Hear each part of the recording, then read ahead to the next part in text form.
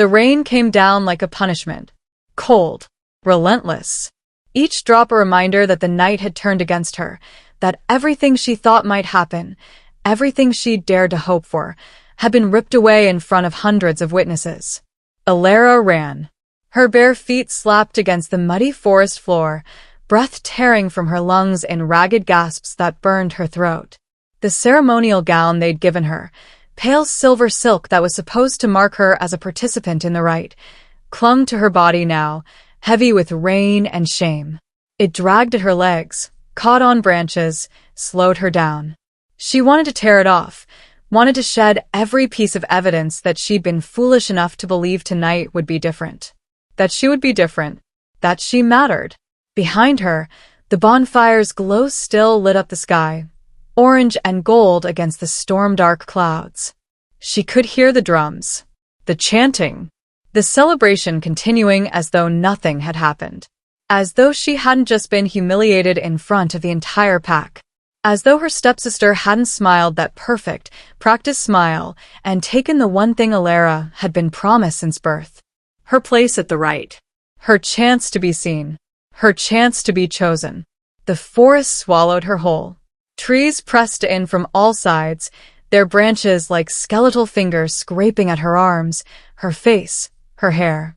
The canopy blocked what little moonlight fought through the storm, leaving her in a darkness so complete she could barely see 3 feet ahead.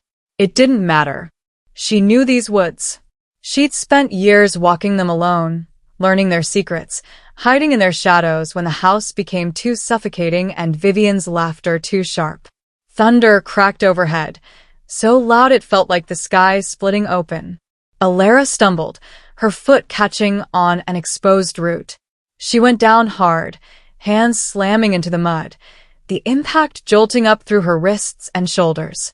Pain flared bright and immediate. She bit down on her lip to keep from crying out, tasting copper and rain. For a moment, she stayed there on her hands and knees, gasping, shaking, the storm pouring over her like it wanted to wash her away entirely. Maybe it should. Maybe she should just stay here. Let the forest take her. Let the rain erase her. No one would notice. No one would care.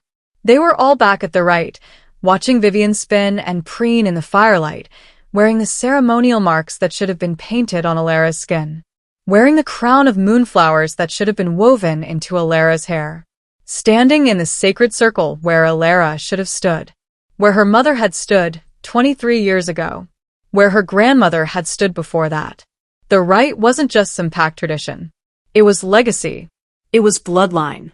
It was the night when unmated females of age were presented to the wolves, when the moon was full and the veil between wolf and human grew thin, when true mates could send each other across impossible distances and claim what the gods had written into their very souls. Alara had been preparing for this night her entire life, and Vivian had stolen it in less than an hour. She pushed herself up, ignoring the way her hands trembled, the way her knees felt like water. She couldn't stay here. Couldn't let them find her like this. Broken, pathetic, covered in mud and tears. She had to get further. Had to find somewhere to hide until the rite ended, until everyone went home, until she could slip back into the house unseen and pretend this night had never happened. Pretend her heart hadn't shattered into 1,000 pieces when her stepmother had announced the change. Due to Alara's recent illness, Patricia had said, her voice carrying across the gathered crowd with practiced sympathy, Vivian will take her place in tonight's ceremony. We cannot risk offending the gods with weakness. Illness. Alara hadn't been ill. She'd been locked in her room for 2 days with no explanation, no food, nothing but water slipped under the door and Patricia's cold voice telling her to rest, to recover, that she wasn't well enough for the rite. She'd screamed, begged, thrown herself against the door until her shoulders were bruised and her voice was raw. But the lock had held, and no one had come. Not her father. Not the pack elders who'd known her since birth. No one. And then, an hour ago, Patricia had finally opened the door. Had smiled that thin, sharp smile and told Alara she could attend after all. As a guest. As a witness. Alara had been so desperate, so grateful for even that scrap of mercy, that she hadn't questioned it, hadn't thought to ask why. She'd put on the gown they'd given her, simple, unadorned, nothing like the ceremonial dress Vivian would wear, and followed Patricia to the Rite with something fragile and foolish blooming in her chest. Hope. She'd actually hoped. The memory made her want to scream. She forced herself forward, deeper into the forest, branches whipping at her face. The rain fell harder now, turning the ground into a slick, treacherous mess. Lightning flashed, illuminating the world in stark white bursts that left ghosts burned into her vision. In those brief moments of light, she saw the trees towering around her, the underbrush thick and wild, the path she'd been following narrowing to almost nothing. She was near the border now, the edge of pack territory. Beyond this point lay the unclaimed lands, dangerous, lawless places where rogues roamed and pack rules didn't apply. She'd never gone further than this. Had never had reason to. But tonight, she wanted to disappear. Her foot hit something solid. Not a root this time, stone. Smooth and deliberate, not natural. She stopped, chest heaving, and looked down. Another flash of lightning revealed a line of stones half buried in the earth, each one carved with symbols she recognized from the old stories. Boundary markers. Ancient ones, from before the pack territories had been formally established, when magic still ran thick in the world, and wolves were more than just human souls wearing fur. She'd found the old border. The real one. Something prickled at the back of her neck. Awareness. The feeling of being watched. She turned slowly, scanning the darkness, but saw nothing. Just trees and rain and shadows that moved in ways that had nothing to do with the wind. Her wolf stirred inside her, restless and uneasy. It had been quiet all night, too quiet, like it was waiting for something. Now it paced beneath her skin, agitated, alert. Alara wrapped her arms around herself and tried to steady her breathing. She was being paranoid. No one had followed her. No one cared enough to follow her. They were all too busy celebrating Vivian, too busy watching her dance in the sacred circle, too busy hoping one of the unmated males would claim her and elevate their family's status even higher than Patricia had already managed. Patricia, the woman who'd married Alara's father 3 years after her mother died. The woman who'd brought Vivian into their home and slowly, methodically, pushed Alara to the margins of her own life. It had been subtle at first. Small things. Vivian getting the bigger room. Vivian's preferences taking priority at meals. Vivian receiving new dresses while Alara's were mended and reworn. Alara had told herself it didn't matter. That her father still loved her. That she still had her place in the pack, her legacy, her future. But Patricia had been patient. And tonight, she'd made her final move. Thunder rolled again, long and low, vibrating through the ground beneath Alara's feet.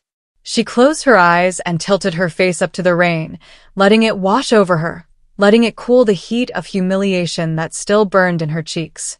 She needed to think, needed to figure out what came next. She couldn't go back to that house. Couldn't face Patricia's satisfied smile, or Vivian's false sympathy, or her father's willful blindness. But she had nowhere else to go. No friends close enough to take her in. Patricia had made sure of that over the years, isolating her bit by bit. No money of her own. No skills beyond the basics they taught every pack daughter. Nothing. She had nothing. The thought should have broken her. Should have sent her to her knees again, sobbing into the mud.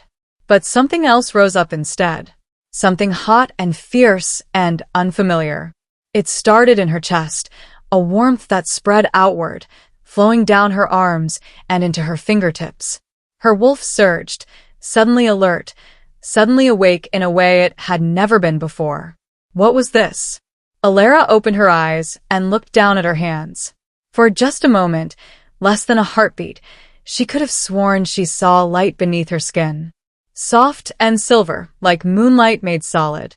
She blinked, and it was gone. Just her hands, pale and muddy and shaking in the rain. She was losing it. Stress and exhaustion playing tricks on her mind. A branch snapped somewhere to her left.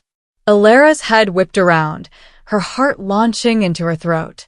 The sound was too sharp, too deliberate to be the wind.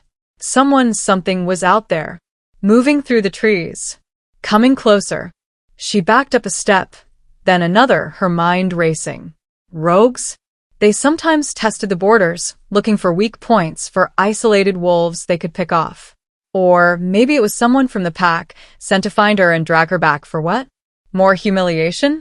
A formal punishment for leaving the Rite early? Who's there? Her voice came out stronger than she felt, cutting through the rain. No answer. Just the drums in the distance, the thunder overhead, and the steady whisper of rain hitting leaves. Then, between one breath and the next, he was there. She didn't see him approach. Didn't hear footsteps or movement. He was just suddenly present, standing 10 feet away at the edge of the trees, and every thought in Alara's head went silent.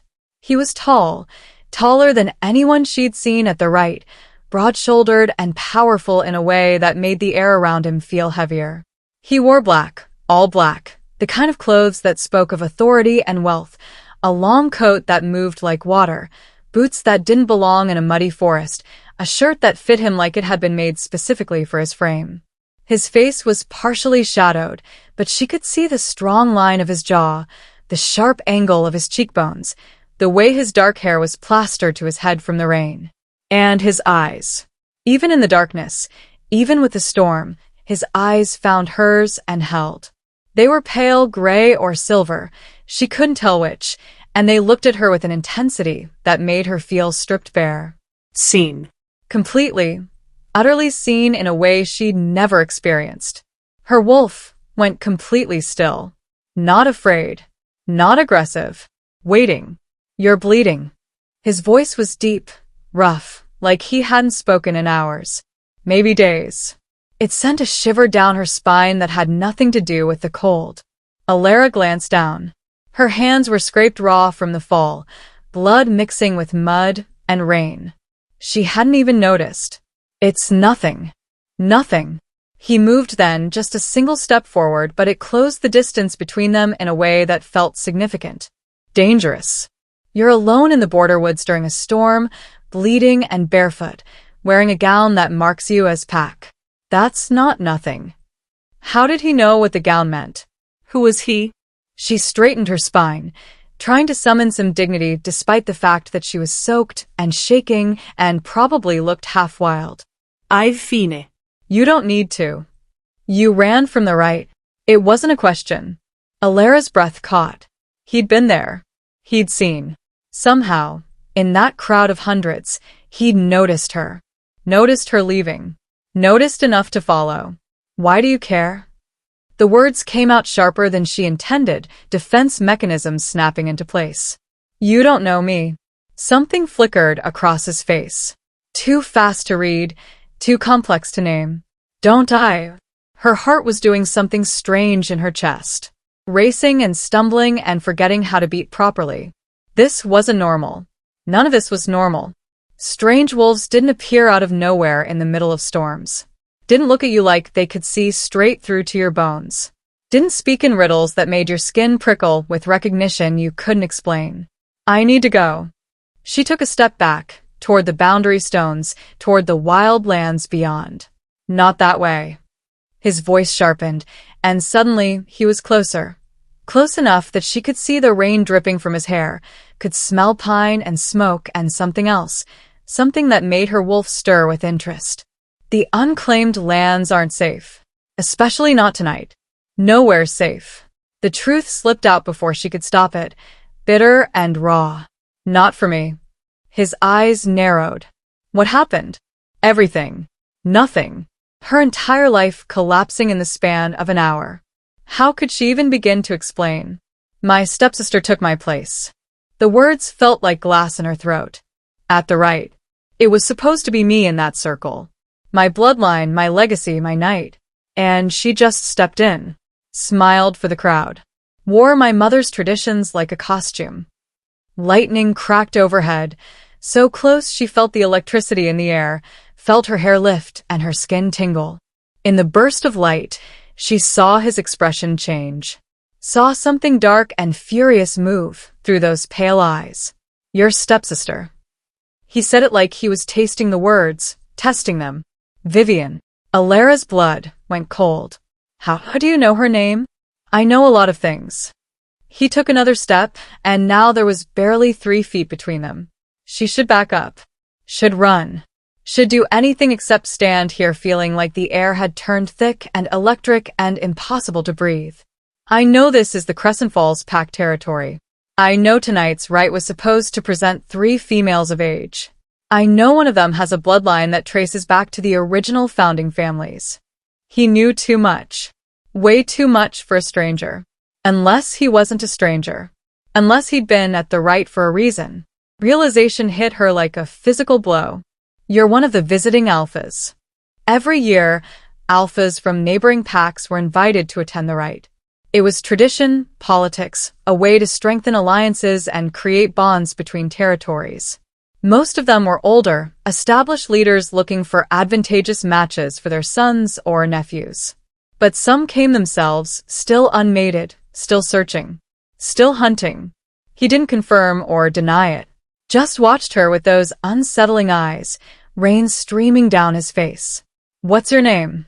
She shouldn't tell him. Shouldn't give this dangerous stranger anything he could use against her.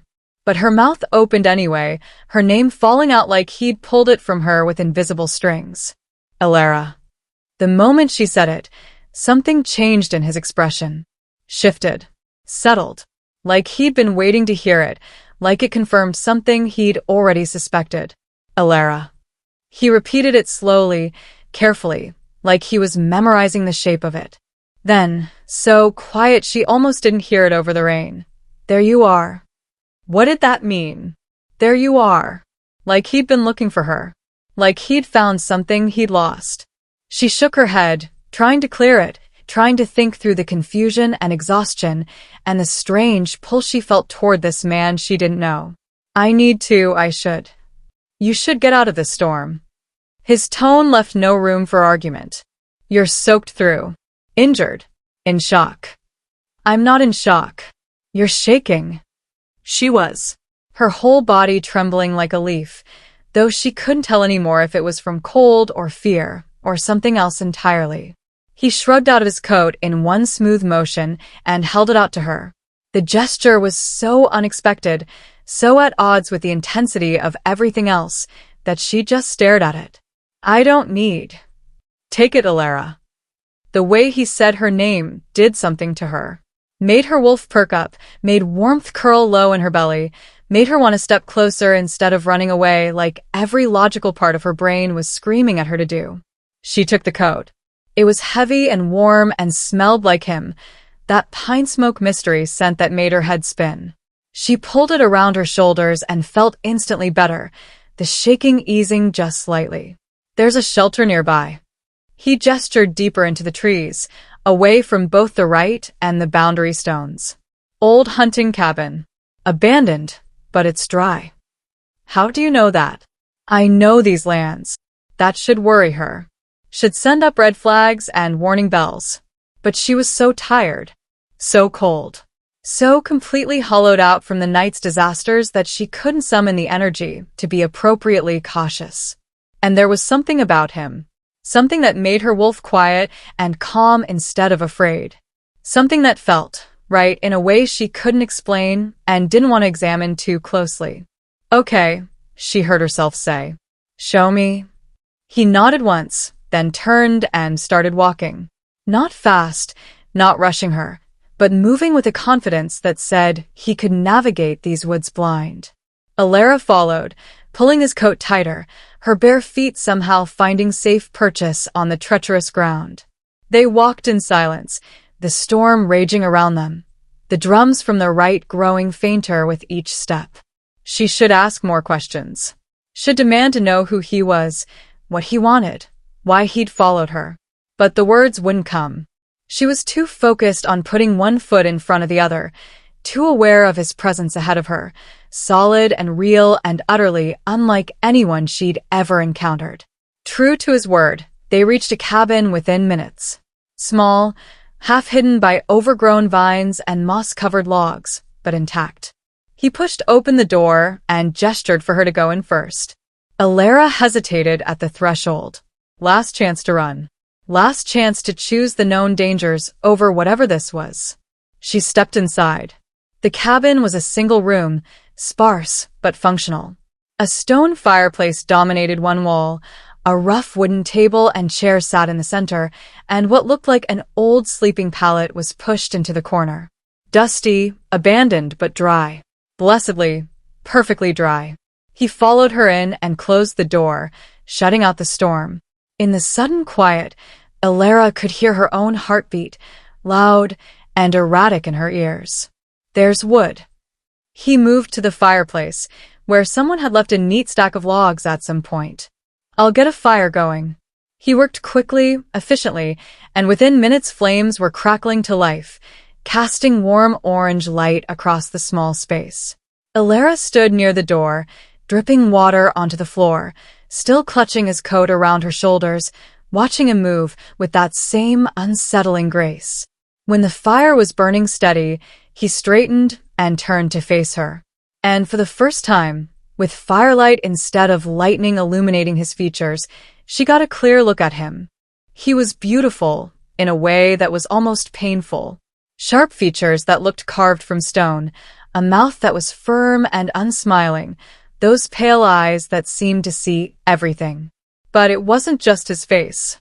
It was the way he held himself, the absolute certainty in every movement, the power that radiated from him like heat. This wasn't just an alpha from some neighboring pack. This was someone important, someone dangerous. Who are you? The question finally made it past her lips. Really? He studied her for a long moment, and she saw him weighing his answer, deciding what to tell her. When he finally spoke, his voice was quiet, serious. My name is Kieran. Just that. Just his name. But the way he said it, the weight he gave it, told her it should mean something.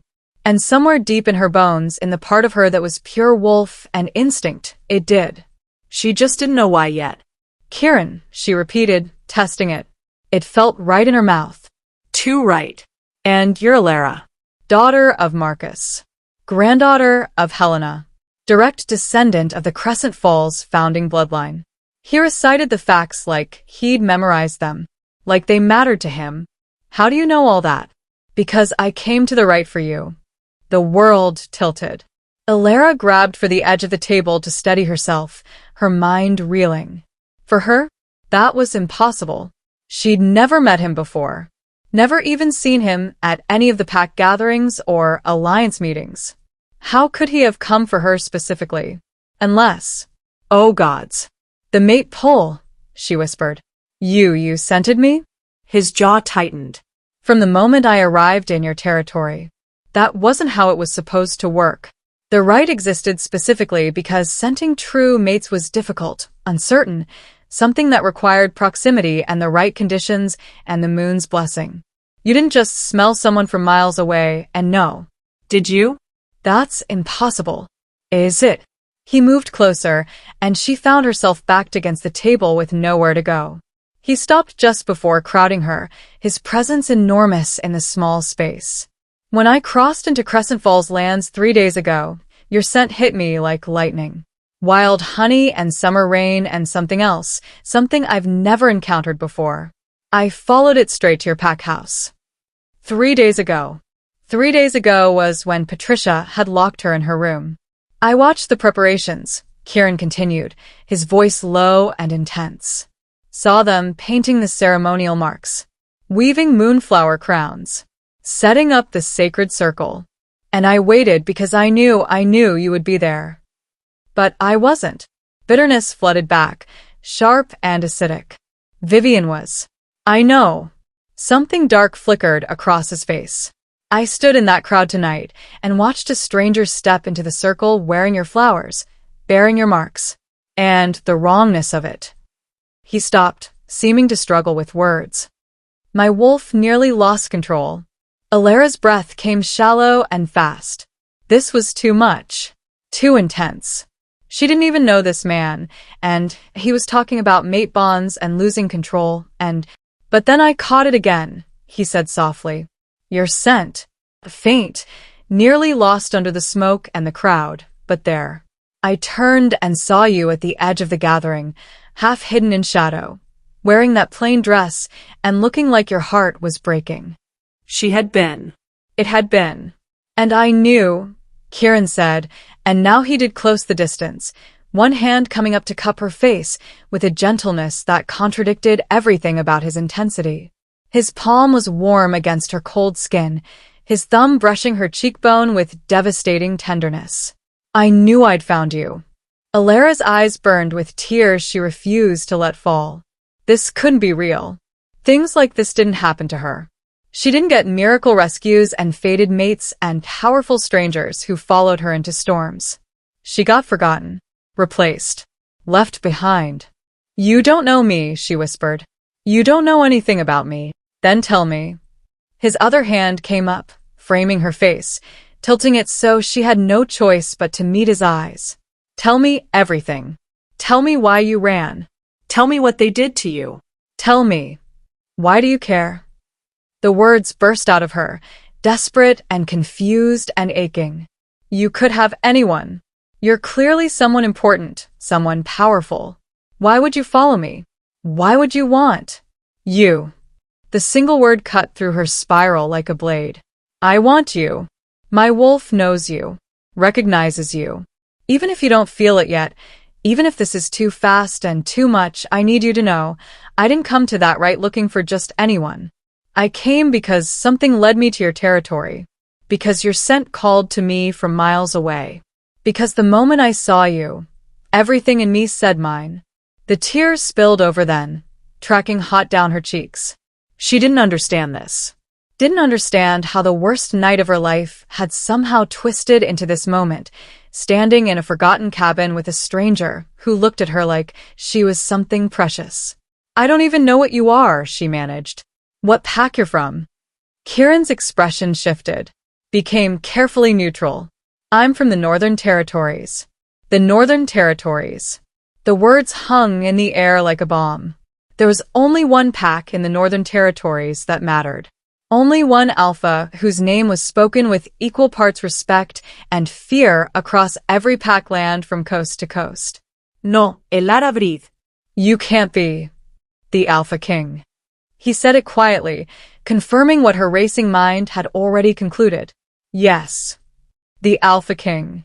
The ruler of the largest, most powerful pack in the entire continent. The wolf that other alphas bowed to. The one they told stories about, his strength, his ruthlessness, his absolute authority. And he was standing in front of her, claiming she was his mate. This wasn't happening. This couldn't be happening. I need to sit down, Alara said faintly. Kieran guided her to one of the chairs, his hands steady on her shoulders. She sank into it, her mind spinning, trying to process everything. The Alpha King. Here. Looking for her. While Vivian danced in her place back at the Rite, completely unaware that she'd stolen the attention of the one wolf in the entire territory who didn't want her. The irony would have been funny if Alara's entire world wasn't currently turning inside out. I know this is a lot, Kieran said, crouching in front of her, so they were eye level. I know you need time, but I need you to understand something, Alara. What happened tonight? Your stepsister taking your place. That can't stand. She looked at him through tear-blurred vision. What do you mean? I mean the Rite has laws. Sacred laws that even pack politics can't override. The ceremony requires bloodline presentation. Your bloodline, not hers. Patricia claimed I was ill. You weren't. It wasn't a question. They locked you away deliberately. Kept you from your rightful place. How did he know? How did he see so clearly what had taken her years to fully acknowledge, that Patricia's cruelty was deliberate, calculated, meant to erase her? It doesn't matter now, Alara said tiredly. It's done. Vivian completed the ceremony. I'm sure by now someone has probably, her voice cracked. She couldn't finish the sentence. Couldn't say out loud that some other wolf had probably claimed Vivian, believing her to be the bloodline heir. No one has claimed her. Kieran's voice was firm. Because she's not the one the moon chose. How do you know? Because I know. He took her hands, carefully avoiding the scraped palms, his touch warm and grounding. Because the mate bond doesn't lie. Because my wolf won't rest until this is made right. What are you saying? I'm saying we go back. His eyes were steady on hers, certain and unwavering. We go back to the right and we tell them the truth. That the wrong woman stood in that circle. That the real bloodline heir is here. That you. No. Alara pulled her hands from his, panic rising. No, I can't. You don't understand. Patricia, she has the pack elders convinced. My father won't stand up to her. And Vivian, everyone loves her. No one's going to believe that she stole anything. They'll just think I'm bitter, jealous, trying to ruin her moment. They'll believe me. The quiet confidence in his voice was absolute. And maybe they would. Maybe the Alpha King's word carried enough weight to override Patricia's manipulations. But that would mean walking back into that celebration. Facing all those wolves who'd watched her humiliation. Standing in front of Vivian and Patricia and her father, and accusing them publicly. She couldn't. She wasn't that strong. I see you trembling, Kieran said softly. I see you afraid. And I understand. They've spent years making you feel small, making you believe you don't matter. But Alara, he waited until she met his eyes again. You are the daughter of the Crescent Falls bloodline. You are my mate. And I promise you, on my honor as Alpha King, no one will hurt you again. The conviction in his voice made her want to believe. Made her want to be brave enough to take his hand and march back to that right and reclaim what was hers. But years of Patricia's carefully orchestrated cruelty didn't disappear in one night. Years of being overlooked and underestimated and replaced didn't heal because one powerful stranger said pretty words. Did they? The fire crackled. The storm raged outside. And Alara sat in that forgotten cabin, caught between the girl she'd always been and the possibility, terrifying and thrilling, of who she might become. If she was brave enough to try. If you want to know what happens when the forgotten daughter finds her strength, when the Alpha King makes his claim public, when a stepsister's theft is exposed under the full moon's light, subscribe to Cynthia Shifter Romance. Because this story is just beginning. And trust me, you won't want to miss what comes next. The silence after his declaration stretched between them like something physical. Something waited. Alara stared at Kieran, the Alpha King. Her mind kept repeating, as if saying it enough times would make it real, and tried to reconcile the man crouching in front of her with the stories she'd grown up hearing. They said the Alpha King was ruthless. That he'd claimed his territory through blood and strategy, that he'd united the fractured northern packs through sheer force of will and power that bordered on legendary.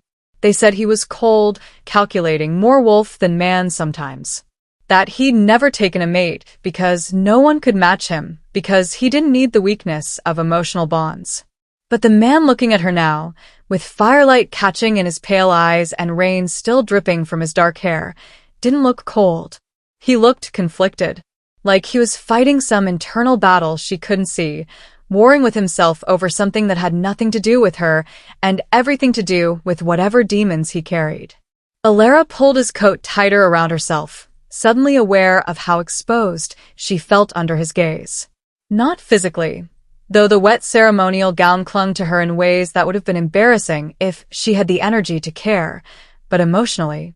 Like he could see past every wall she'd built, every defense mechanism she developed over years of being overlooked. It was terrifying. It was also, in some strange way she didn't want to examine, a relief. To be seen. Truly seen. After a lifetime of being invisible. Kieran seemed to sense her discomfort because he rose smoothly to his feet, giving her space, moving to stand near the fireplace. The shift in position should have made her feel better, should have eased the intensity. It didn't. Even across the small cabin, his presence filled the room like a living thing. He stared into the flames, his profile sharp and shadowed, jaw tight with tension. For a long moment, Neither of them spoke.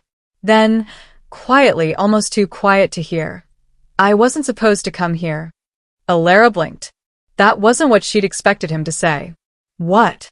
Kieran's hands flexed at his sides, a brief tell of agitation before he controlled it. The Northern Territories have been unstable. Internal conflicts, challenges to my authority from wolves who think I've held power too long without an heir. My council advised against leaving.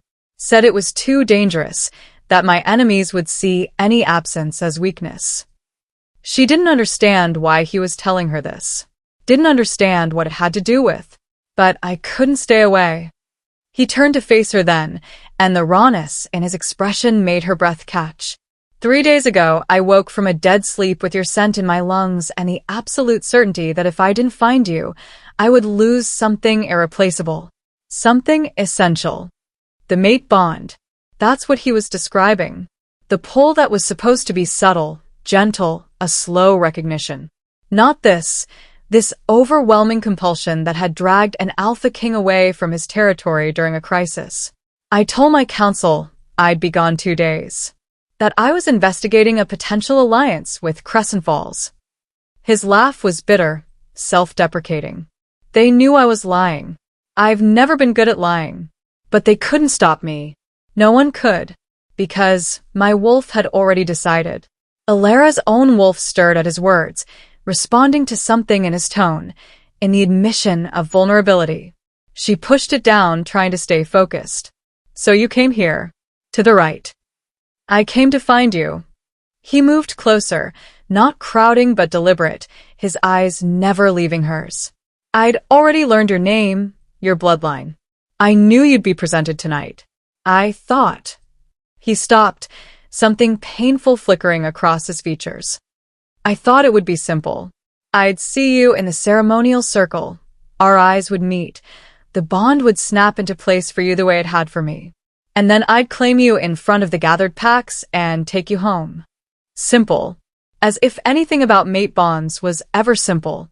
But when I arrived at the Rite, Kieran continued, his voice dropping to something darker. I scented deception. Old and carefully laid. I smelled your fear soaked into the floorboards of your family's house. I tracked your movements, the paths you walked alone, the places you hid, the rooms you were kept from. I slid down Alara's spine. He'd been tracking her, learning her patterns. For 3 days, while she'd been locked in her room screaming herself hoarse, he'd been circling her life like a predator studying prey. She should be afraid. Some part of her was. But another part, the part that had been isolated and dismissed for so long, felt something else entirely. Wanted. Someone had been paying attention, had cared enough to learn her, to see the truth of her life even from the outside. That's. She struggled to find words. That's incredibly invasive. Yes. He didn't apologize. Didn't make excuses. Just acknowledged it with that same brutal honesty. My wolf doesn't think in terms of appropriate boundaries. It thinks in terms of mine and threat to mine. And Alara, his voice roughened. Everything in your life registered as a threat. She thought of Patricia's cold smiles. Vivian's casual cruelty dressed up as sisterly concern. Her father's willful blindness to how his new wife had slowly erased his daughter from her own home. Threats. They had been threats. She'd just been too close, too desperate for family, to name them as such. I still don't understand, Alara said slowly. Why follow me into the forest? Why not just confront them at the Rite? You're the Alpha King. Your word is law. You could have stopped the ceremony, could have demanded, and humiliated you further? Kieran's eyes flashed. Put you on display in front of hundreds of wolves while you were already hurting? Force you to stand in that circle and prove your worth to people who should have protected you. Oh. He'd followed her because exposing the truth publicly, while satisfying, would have made her the center of a spectacle. Would have turned her pain into entertainment, her family's betrayal into pack gossip. He'd followed her to give her a choice. The realization settled over her like a blanket, warm and unexpected. This powerful alpha, this king, had walked away from the political opportunity of a lifetime because making a public claim would have hurt her more than it helped. "You barely know me," she whispered. "Why would you care about my feelings?" "Because you're mine to care for now." Simple. Absolute. Like it was the most obvious thing in the world. The bond doesn't wait for permission, Alara. It doesn't ease you in gently. The moment I scented you, my wolf claimed you. And that means your pain is my pain. Your humiliation is my rage. Your happiness is my... He stopped abruptly, jaw clenching. It means I protect you. Even from unwanted attention. There was something he wasn't saying. Something in the way his voice had cut off, the way tension rolled through his shoulders. Alara pushed herself to her feet, her legs shaky but holding. The cabin felt too small suddenly, the air too thick. She moved to the window, just a small opening with wooden shutters barely hanging on, and stared out at the storm. The rain had lessened to a steady pour rather than a deluge. Through the trees, she could still see the faint glow of the bonfire. The rite would go on for hours yet, dancing and drinking and celebrating. Vivian would be in the center of it all, radiant and perfect, accepting congratulations for a birthright that wasn't hers. And no one would miss Alara. No one except the stranger behind her who claimed to have crossed territories and defied his own counsel because he couldn't stay away. What happens if I don't want this? The question emerged quiet but clear. The bond. The claim. What if I say no? The silence behind her was profound. Then, careful and controlled. Then I walk away. Alara turned to face him, startled. Just like that. Just like that. Kieran's expression was unreadable, locked down tight. The bond is sacred, Alara. It's a gift from the moon, not a cage. If you reject it, reject me, I'll honor that choice. Even though your wolf has already decided, my wolf doesn't get to make choices for you. Something bleak moved through his eyes. I've seen forced bonds. I've seen alphas use the mate pull to manipulate, to control, to trap. He stopped, visibly pulling himself back from wherever his mind had gone. I won't be that. No matter what it costs me. There was a story there. Something dark and painful that had shaped him, had taught him to value choice even when it went against instinct. Alara found herself curious despite everything. Found herself wanting to know what had put that shadow in his eyes, what experiences had carved him into someone who would offer to walk away from his destined mate. What would it cost you? She asked. If I said no. Kieran looked at her for a long moment, and she saw him debating whether to tell her the truth or offer something easier. He chose truth. Everything. His voice was rough, scraped raw. Rejecting a true mate bond doesn't just hurt. It breaks something fundamental in a wolf. I've seen it. Seen strong alphas reduced to shells of themselves, their wolves driven mad by the loss. Some recover eventually, though they're never the same. Others. He didn't finish. Didn't need to. Others didn't survive it. And he was offering to risk that. For her choice. For her autonomy. Alara's throat tightened. This should be romantic, she supposed. Noble.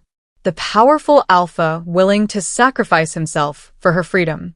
But all she felt was the crushing weight of responsibility. How could she make a choice like that? How could she be expected to decide whether to accept a bond with a stranger, Alpha King or not, when saying no might destroy him? That's not fair, she said, hating how her voice shook. You're asking me to choose between my freedom and your life. No. Kieran moved then, crossing to her in 3 long strides, his intensity blazing. I'm asking you to choose yourself. Your happiness, your future, your heart. Whatever that looks like. If being my mate would make you miserable, if you feel trapped or forced or afraid, then walking away is the right choice. My survival isn't your responsibility. How can you say that? The words burst out of her, all the confusion and fear and overwhelming emotion of the night spilling over. How can you put this on me? I didn't ask for any of this. I didn't ask for a mate bond with someone I don't know. Someone who tracked me and followed me, and is now telling me I hold his entire future in my hands. I just wanted Her voice cracked. I just wanted one night. One night where I mattered.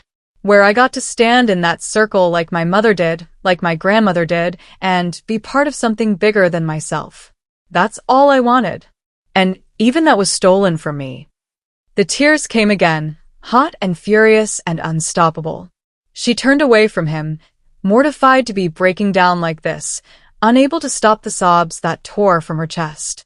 She'd held it together through Patricia's manipulations, through the locked door and the starvation and the humiliation of watching Vivian take her place.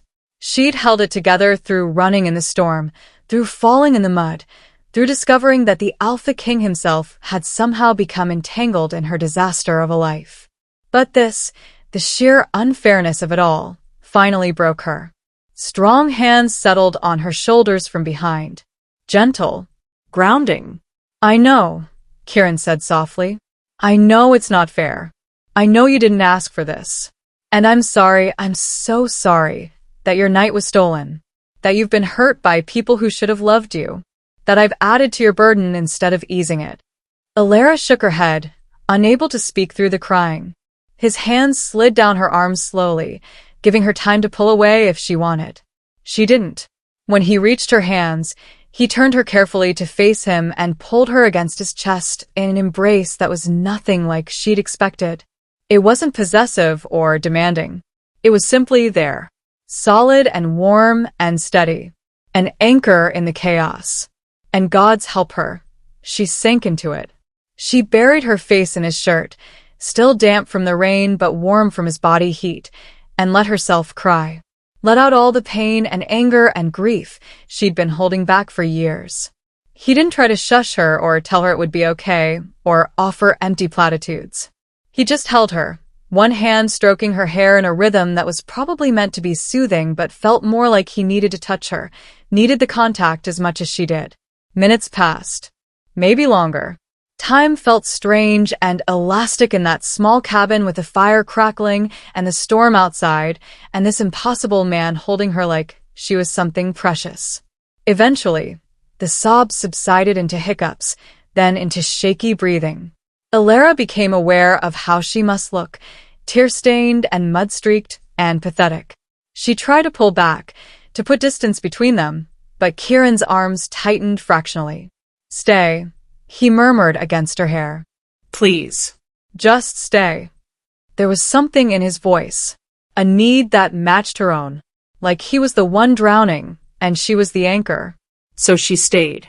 After another moment, he spoke again. I had a sister. Alara went still. Had. Past tense. Younger than me by 3 years. Mira. She was. He paused, and she felt him swallow hard. She was everything good in our pack. Kind, gentle, always seeing the best in people.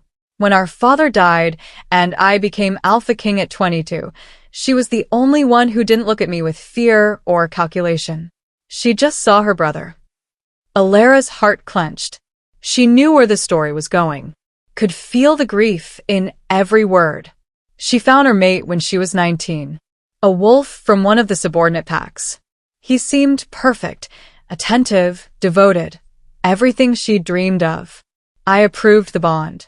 His voice went hollow. I gave my blessing. Oh no. 6 months later, I found her in her chambers, barely conscious.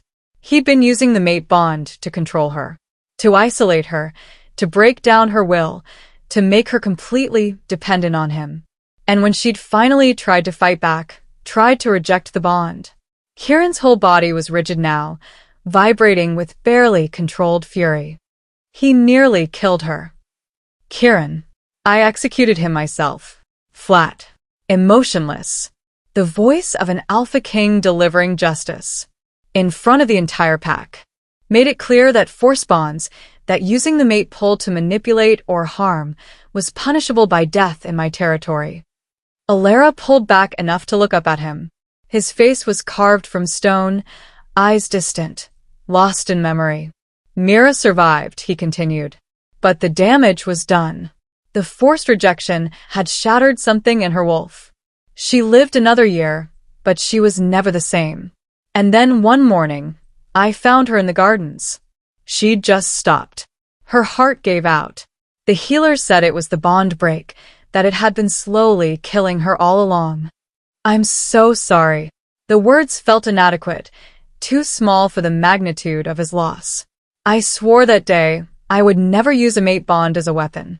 That I would never force or manipulate or take away someone's choice, no matter what it cost me. His eyes finally focused on her again, and the pain in them was staggering. So when I tell you that you can walk away, that I'll honor your choice, I mean it. Because I've seen what happens when that choice is stolen. And I would rather die than become the thing that destroyed my sister. Understanding crashed over Alara like a wave. This wasn't just nobility or honor. This was trauma. This was a man who'd watched his sister suffer and die because someone had used the sacred mate bond as a cage. And now he'd found his own mate, a woman he barely knew, who had every reason to fear him, to doubt him, and he was terrified of becoming the monster he'd killed. You're not him, Alara said quietly. The wolf who hurt your sister. You're not him. How do you know? The question was raw, vulnerable. You don't know me, Alara. You don't know what I'm capable of, what I've done. I've killed. I've made decisions that haunt me. I've been ruthless and cold, and you followed me into a storm to make sure I was safe. She reached up, her scraped palm cupping his face the way he'd done to her earlier. He leaned into the touch like a man starving for contact. You gave me your coat. You offered me shelter. You told me I could walk away even though it would destroy you. That's not the behavior of someone who wants to control me. I want to. The admission was barely a whisper. My wolf wants to claim you and mark you, and take you back to my territory, where I know you'll be safe. It wants to tear apart everyone who's ever hurt you. It wants to burn down your stepmother's house and drag Vivian in front of the pack and make them all see what they've done. His honesty was brutal, terrifying, and somehow, in its rawness, reassuring. Because he could have hidden these impulses, could have presented himself as the perfect, controlled alpha. But instead, he was showing her his darkness, his struggle, trusting her with the parts of himself that weren't noble or heroic. But you won't, Alara said. Not a question. A certainty. No. His hand came up to cover hers where it rested on his face. Because that's what you want. And what you want matters more than what my wolf demands. They stood like that, barely breathing, the fire casting dancing shadows around the cabin. Something had shifted between them.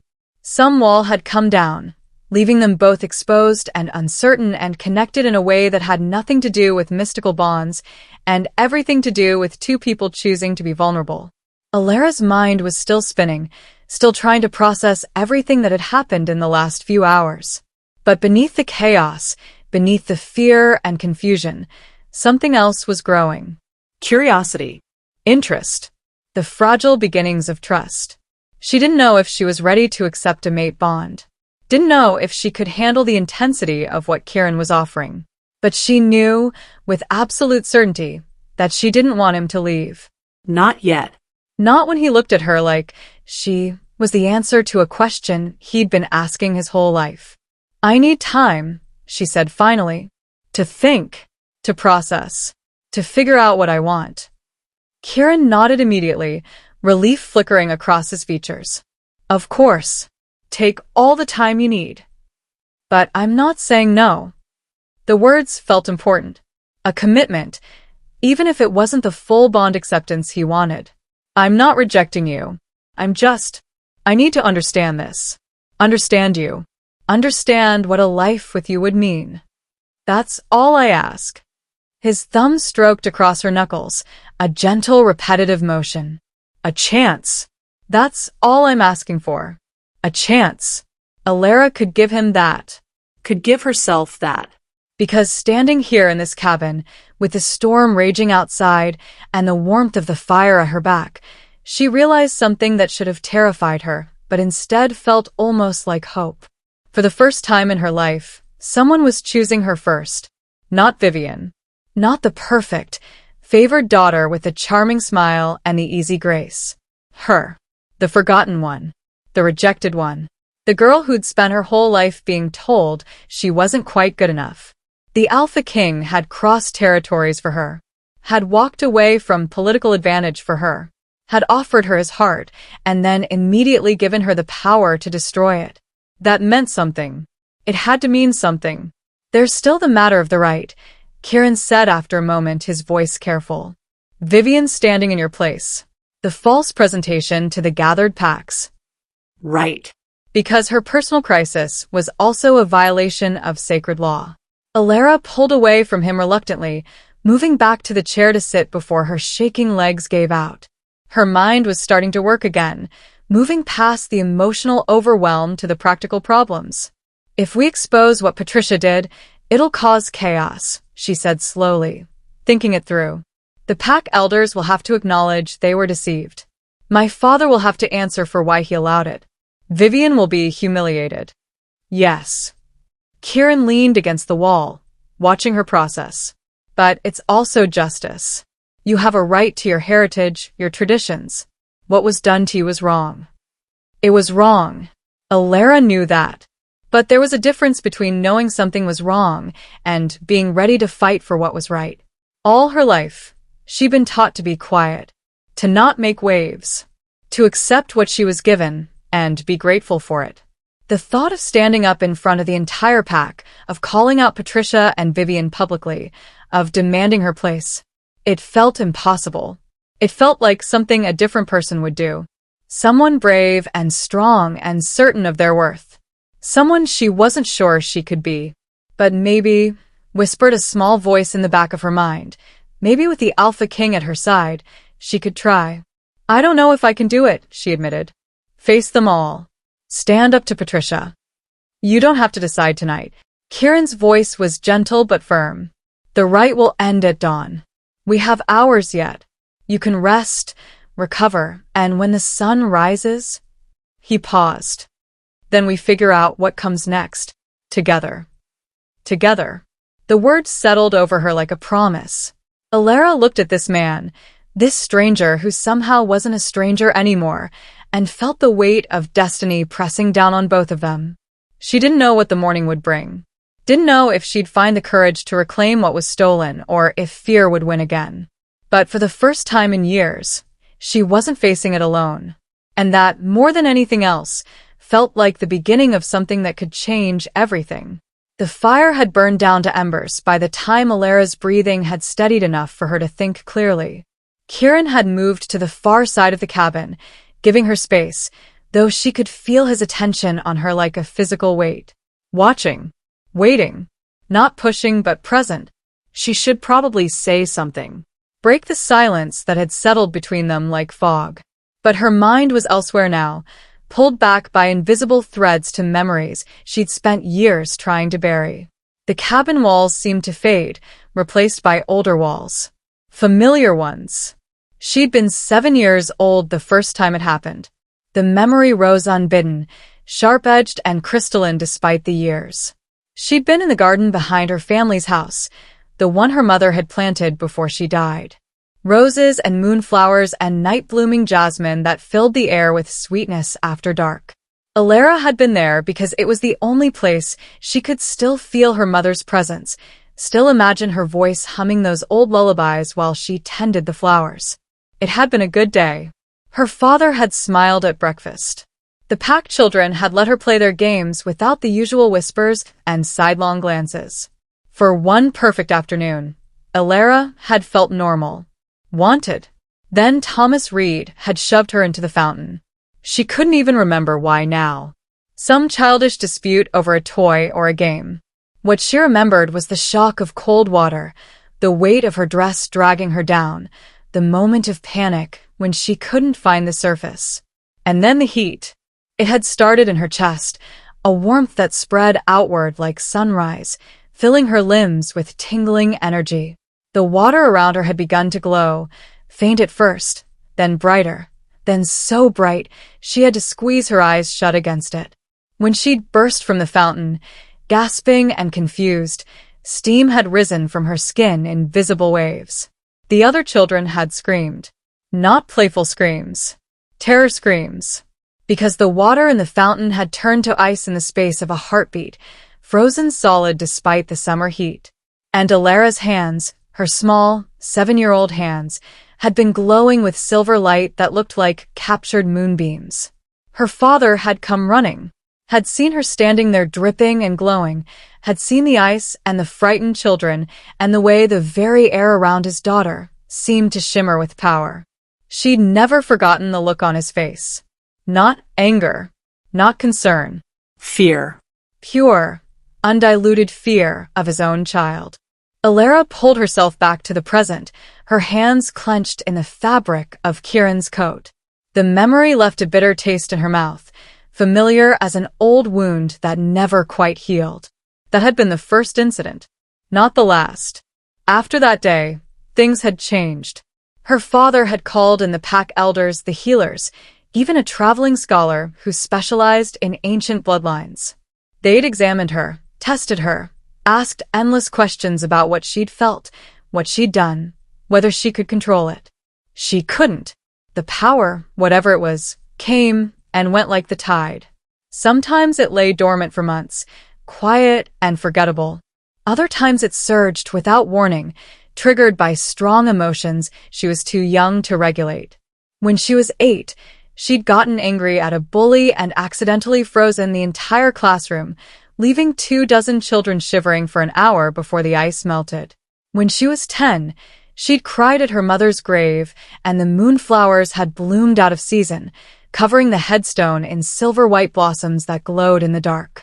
When she was 12, she'd laughed too hard at a friend's joke and light had burst from her palms, so bright it left spots in everyone's vision for the rest of the day. Each incident had been small.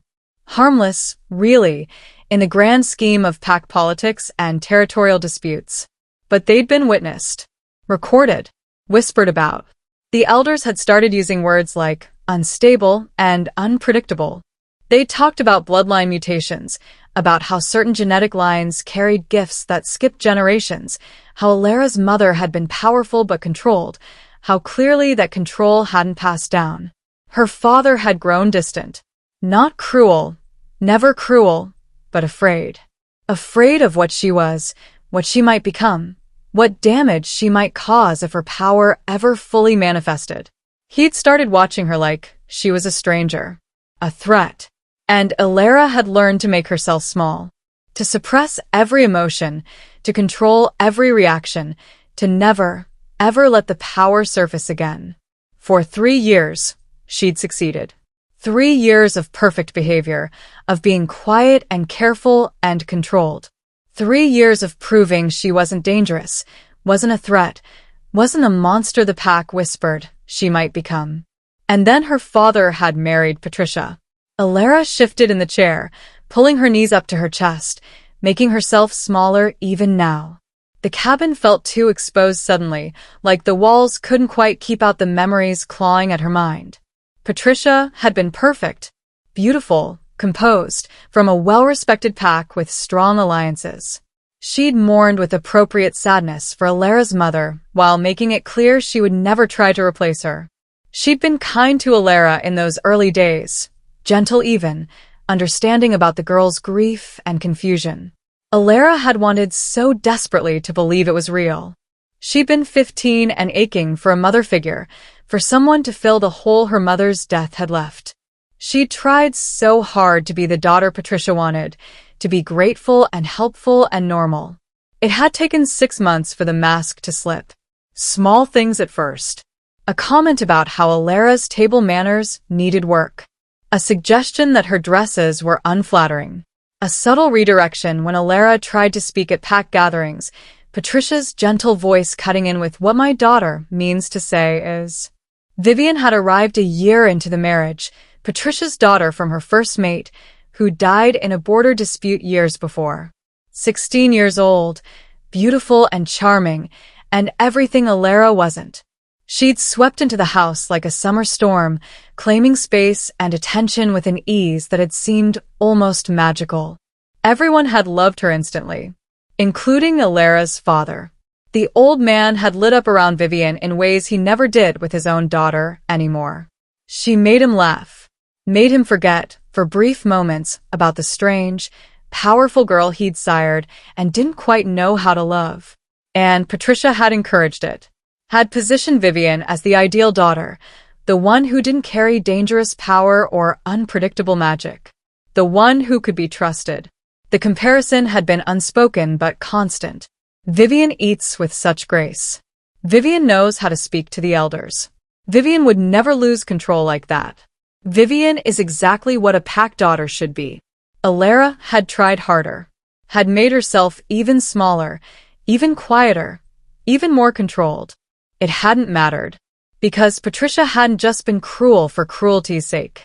She'd been strategic. The realization had come slowly, pieced together from overheard conversations and calculated slights.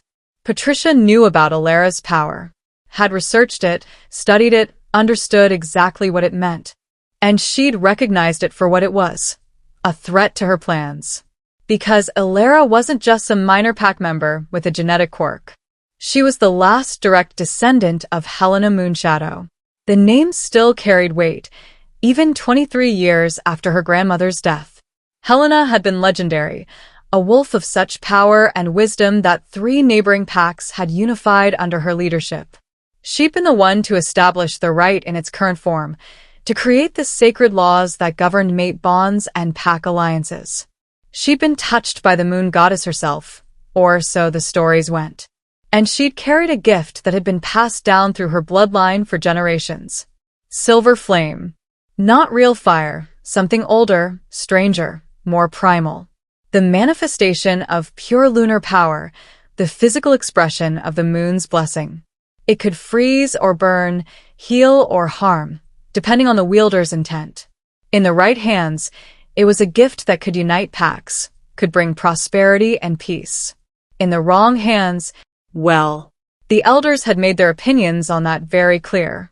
Alara's mother had carried the gift too, though she'd been careful with it, had used it sparingly and only for healing or blessing ceremonies. She'd promised to teach Alara when she was old enough to show her how to control it, how to channel it safely. And then she'd died. Suddenly. Violently. An accident during a border patrol that no one ever fully explained to a grieving 12-year-old girl. Without her mother's guidance, Alara's power had become wild. Unpredictable. Dangerous. The elders had wanted to bind it. To use old magic to suppress her gift entirely, to lock it away where it couldn't hurt anyone. Her father had refused, that much he'd done for her, but only because binding such power was risky, could damage the wolf along with the gift. So instead, they'd isolated her, kept her away from important pack functions, made sure she understood that her power made her different. Wrong. Something to be feared rather than celebrated. And Patricia had weaponized that fear perfectly. Every time Alara had tried to claim her place in pack society, Patricia had been there with a gentle reminder. Are you sure that's wise, dear? You know how unstable you can be. We wouldn't want another incident. Every time an opportunity had arisen, a chance to train with the pack warriors, to study with the healers, to participate in ceremonies, Patricia had found reasons why Alara shouldn't go. Too dangerous. Too unpredictable. Too much risk. And because everyone already feared what Alara might become, they believed it. They'd believed she was the problem. The threat. The dangerous unknown. Not Patricia, who had systematically isolated and diminished her. Not the pack, who had been so eager to fear a child they'd known since birth. Not the system that demanded perfection from someone who'd lost her mother before learning how to achieve it. Alara. She was the problem. She believed it too for a long time. Had internalized the fear and the whispers and the carefully controlled distance everyone maintained. Had thought maybe they were right, maybe she was too dangerous, maybe her power was a curse rather than a gift. Until 3 months ago, the memory rose sharp and clear, recent enough to still sting. She'd been in the archives, the pack's collection of histories and genealogies kept in the basement of the Elders' Hall. She'd gone looking for information about her mother, desperate for some connection to the woman she barely remembered. Instead, she'd found her grandmother's journals. Decades of careful records, written in Helena's precise hand. Details about the silver flame, about its origins, about what it was meant to do. It wasn't a weapon. It wasn't dangerous or unstable or wrong. It was a gift from the moon goddess herself, bestowed on certain bloodlines to act as, the word Helena had used was conduits. Channels through which the goddesses could flow. The silver flame was meant to heal pack bonds, to strengthen connections between wolves, to bring unity and peace. It only became dangerous when suppressed, when feared, when the wielder was taught to hate their own power. Alara had read those journals in secret, hidden in the dusty archives, and felt something crack open inside her chest. Everything she'd been told was a lie. Her power wasn't a curse. It was supposed to be trained, cultivated, celebrated. Her mother would have taught her, would have shown her how to use it safely. Her grandmother would have welcomed it, would have recognized it as proof that the bloodline remained strong. But they were both dead. And Patricia had made very sure that no one else would teach Alara what she needed to know. The rite was supposed to have been different. It was Alara's birthright, literally written into pack law that the direct descendants of Helena Moonshadow would be presented at the sacred ceremony when they came of age. It was supposed to be her moment to reclaim her heritage, to stand in the circle where her mother and grandmother had stood and prove she wasn't broken or dangerous. To prove she belonged. And Patricia had stolen it, had locked her away and presented Vivian, who had no claim to the bloodline, no connection to Helena, no right to those traditions, and watched Alara's last chance at redemption die. The bitterness of it sat on Alara's tongue like poison. She'd spent so many years trying to be good enough, trying to prove she deserved love and acceptance despite her power. And it had never mattered. Patricia had never intended to let her have anything. Had been working toward this moment, Vivian in the spotlight, Alara erased from the beginning. A sound pulled her back to the present. Kieran, shifting his weight, the movement deliberate enough to remind her he was there without demanding her attention. She looked up and found him watching her with those pale, knowing eyes. How long had she been lost in memory? Minutes? Longer? Your power, he said quietly. It's been surfacing since I arrived, hasn't it? Alara's breath caught. She hadn't thought he'd noticed. Hadn't thought anyone would. But when she looked down at her hands, she could see the faint shimmer beneath her skin. Barely visible, like moonlight reflecting off water. It had been there since the cabin. Maybe since the forest.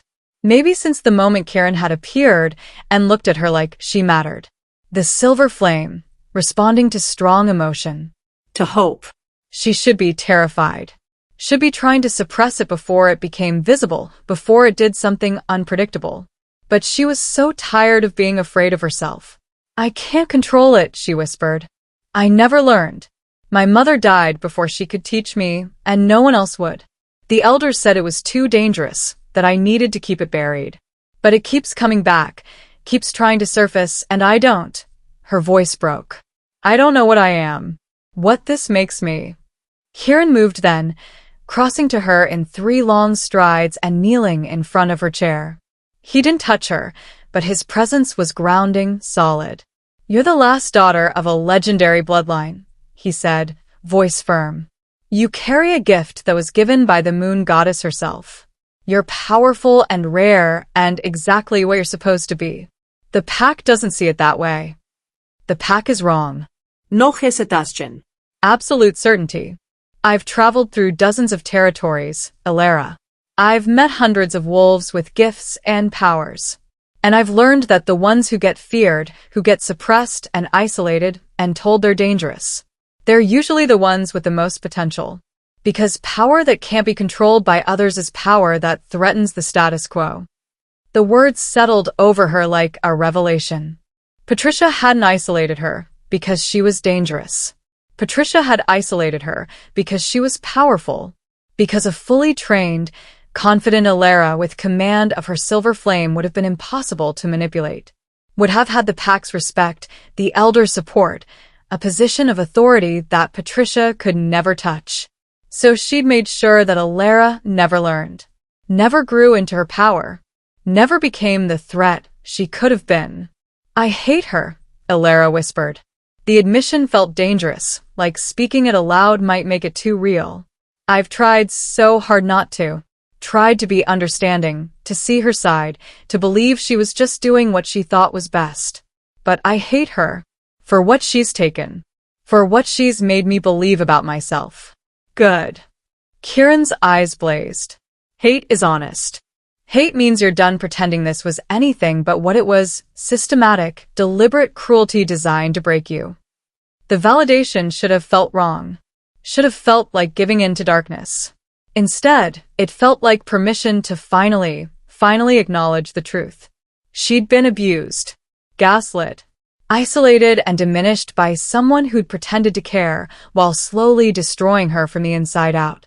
And she hadn't deserved any of it. The silver shimmer beneath her skin grew brighter, responding to the surge of emotion. Alara watched it spread from her hands up her arms, delicate threads of light that looked almost beautiful in the dim cabin. For the first time in her life, she didn't try to suppress it. Kieran's eyes tracked the light's progress with fascination rather than fear. "May I?" He held out his hand, palm up, an offering rather than a demand. Alara hesitated for only a moment before placing her glowing hand in his. The moment their skin connected, the silver flame flared brighter. Not hot, it never burned, not really, but warm and tingling like champagne bubbles. It spread across their joined hands, weaving between their fingers, creating patterns of light that seemed almost alive. Kieran's breath caught. It's beautiful. No one had ever called her power beautiful before. Dangerous. Unstable. Concerning. Wrong. Never beautiful. The flame pulsed brighter, responding to her emotional spike, and for a terrifying moment Alara thought it might spiral out of control like it had so many times before. But Kieran's hand tightened around hers, grounding her, and somehow, impossibly, the power steadied. How? She stared at their joined hands, at the way the silver light seemed to calm in his presence. It never does this. It's always wild, always too much. Because you're not wild or too much. Kieran's voice was soft but certain. You're untrained. There's a difference. The power isn't the problem, Alara. The lack of guidance was. She wanted to believe him. Wanted to believe that everything she'd been told about herself was wrong, that she wasn't broken or dangerous or cursed. But years of conditioning didn't disappear in one night. What if I hurt someone? The fear was old, bone deep. What if it gets out of control and then I'll be here. Simple. Absolute.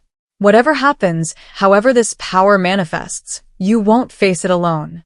I'll help you find teachers, wolves who understand lunar gifts. I'll stand between you and anyone who tries to make you feel ashamed of what you are. He stopped, seeming to catch himself. If you'll let me. If she accepted the bond.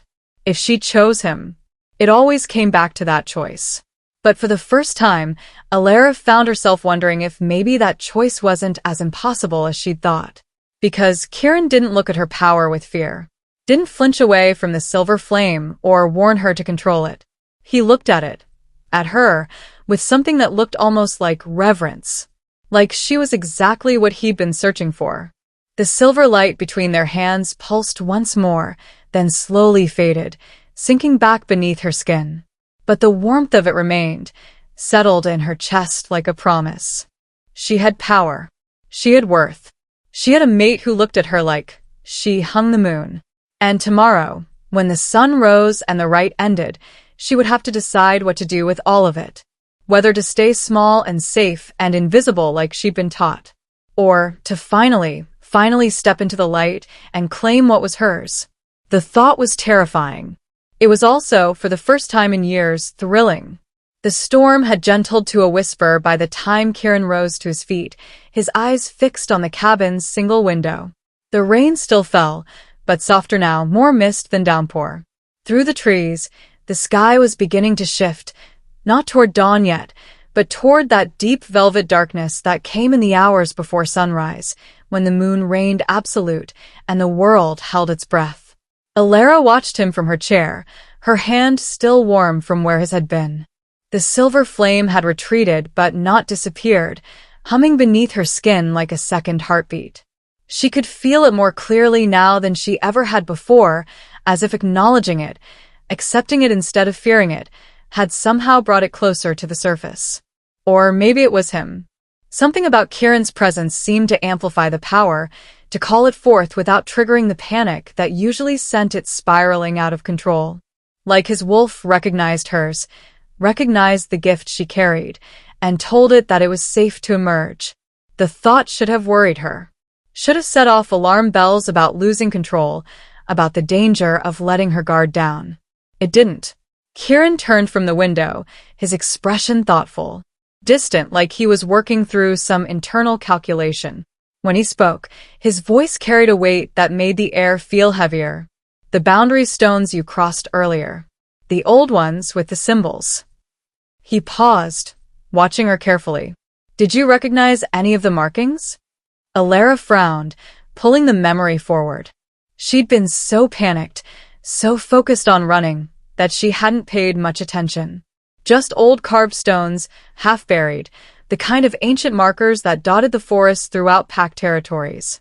But now, thinking back, she could see them more clearly in her mind's eye. Spirals and crescents.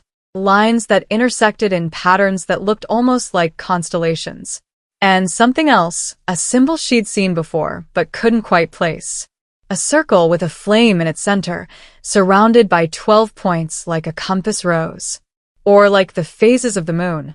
I've seen that mark before, she said slowly. In my grandmother's journals. She drew it at the beginning of every entry. Kieran nodded, something like satisfaction flickering across his features. The mark of the luminary. It's older than most modern pacts, older than the current territorial systems. It marks places of power, sacred sites where the veil between wolf and spirit is thinnest. Sacred sites. Alara's pulse quickened. She'd been standing on sacred ground and hadn't even known it. Had run past ancient markers in her desperation to escape, not realizing she was crossing into something significant. The stones form a circle, Kieran continued. About half a mile in diameter, with this cabin at its center. This whole area is consecrated ground, set aside generations ago for. He hesitated, choosing his words carefully. For purposes most modern wolves have forgotten. The way he said it sent a shiver down her spine. Not fear exactly, but awareness. The sense that she was standing at the edge of something vast and old, something that had been waiting long before she was born. What purposes? Awakening. The single word hung in the air like a bell tone. Places like this were built as crucibles. Safe spaces where young wolves with emerging gifts could learn to harness their power without fear of hurting others. Where bloodline abilities could be tested, trained, brought fully into manifestation. Alara's breath caught. My grandmother knew about this place. It wasn't a question. It was a certainty that bloomed in her chest, absolute and unshakable. Helena Moonshadow would have known every sacred site in Crescent Falls territory, would have used them, taught from them, maybe even brought Alara's mother here to train. She didn't just know about it. Kieran moved closer, his intensity building. She was the one who consecrated it. Helena performed the ritual herself 60 years ago, before most of the current pack was even born. She wanted to ensure that future generations of her bloodline would have a place to safely develop their gifts. For you, whispered something deep in Alara's mind. She made this place for you. The thought was too big, too impossible. Her grandmother had died before Alara was born. She couldn't have known about her specifically, couldn't have predicted that her granddaughter would carry the silver flame. Could she? There's more. Kieran's voice had dropped to something reverent, almost awed. I didn't just track you to this cabin by accident, Alara. When you crossed those boundary stones, your power surged. Just for a moment, just a pulse, but I felt it from the right grounds. Like a beacon lighting up in the darkness. The silver shimmer beneath Alara's skin flickered in response, as if acknowledging the truth of his words. The sacred ground recognized you, Kieran said softly. It responded to your presence, to your blood. That's not supposed to happen unless. He stopped, studying her face. Unless you're who I think you are. Dread and anticipation warred in Alara's chest.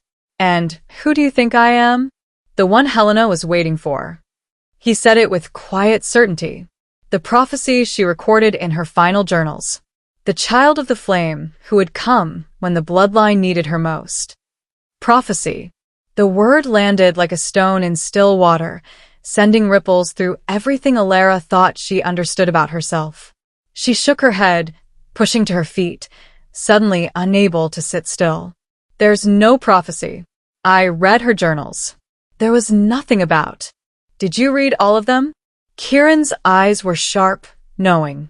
Or just the ones kept in the public archives? Alara's protest died on her lips.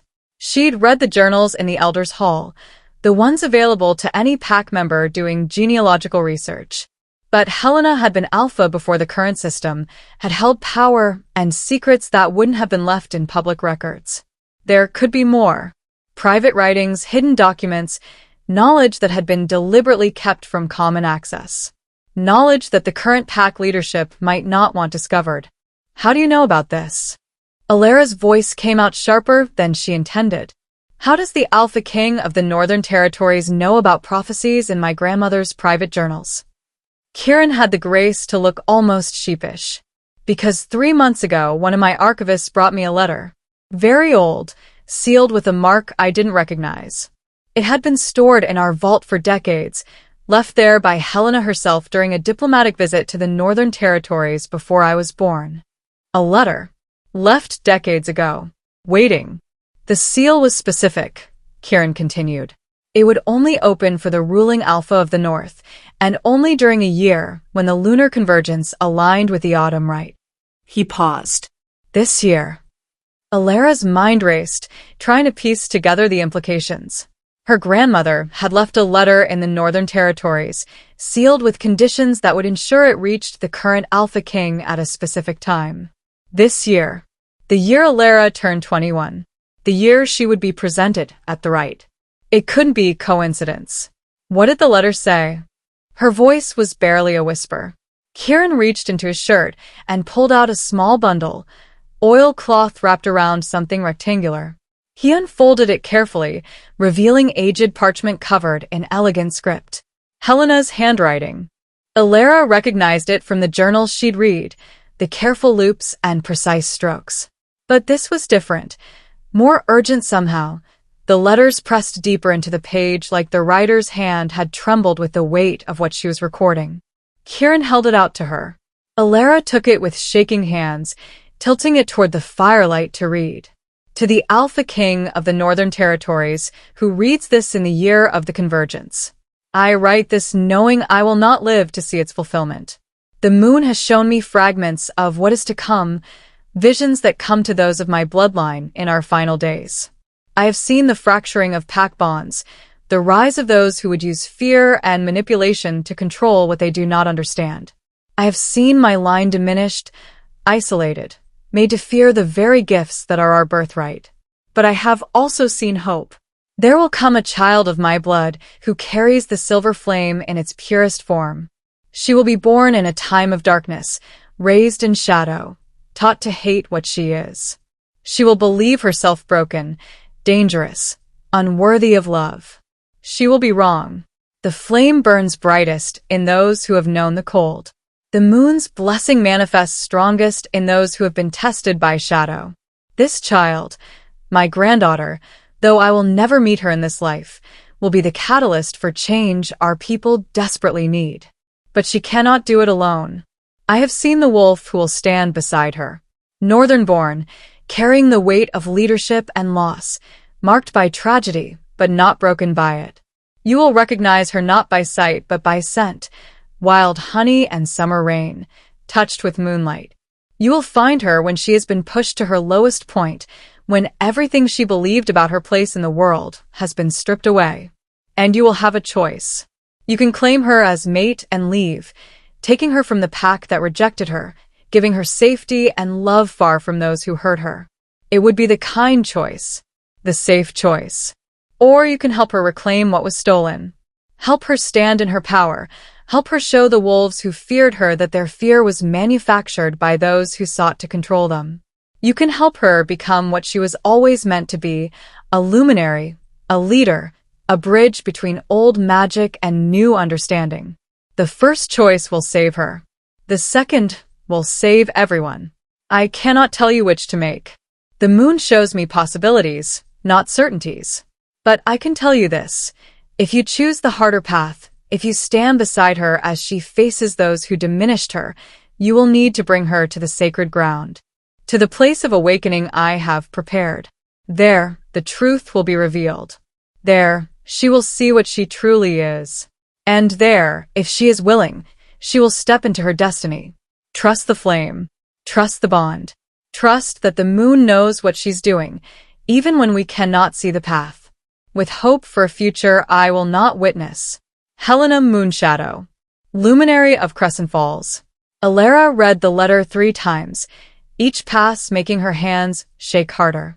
Her grandmother had seen this, had known, decades before Alara was born, that she would be isolated and hurt and taught to hate herself. Had known that the pack would fear her, that she would be pushed to the breaking point. Had known that on the night of her rite, she would meet the Alpha King. It was too much. Too impossible. Prophecies and visions and destinies written in the stars. Those were things from old stories, not real life. Not her life. I don't understand. Alara's voice cracked. How could she know?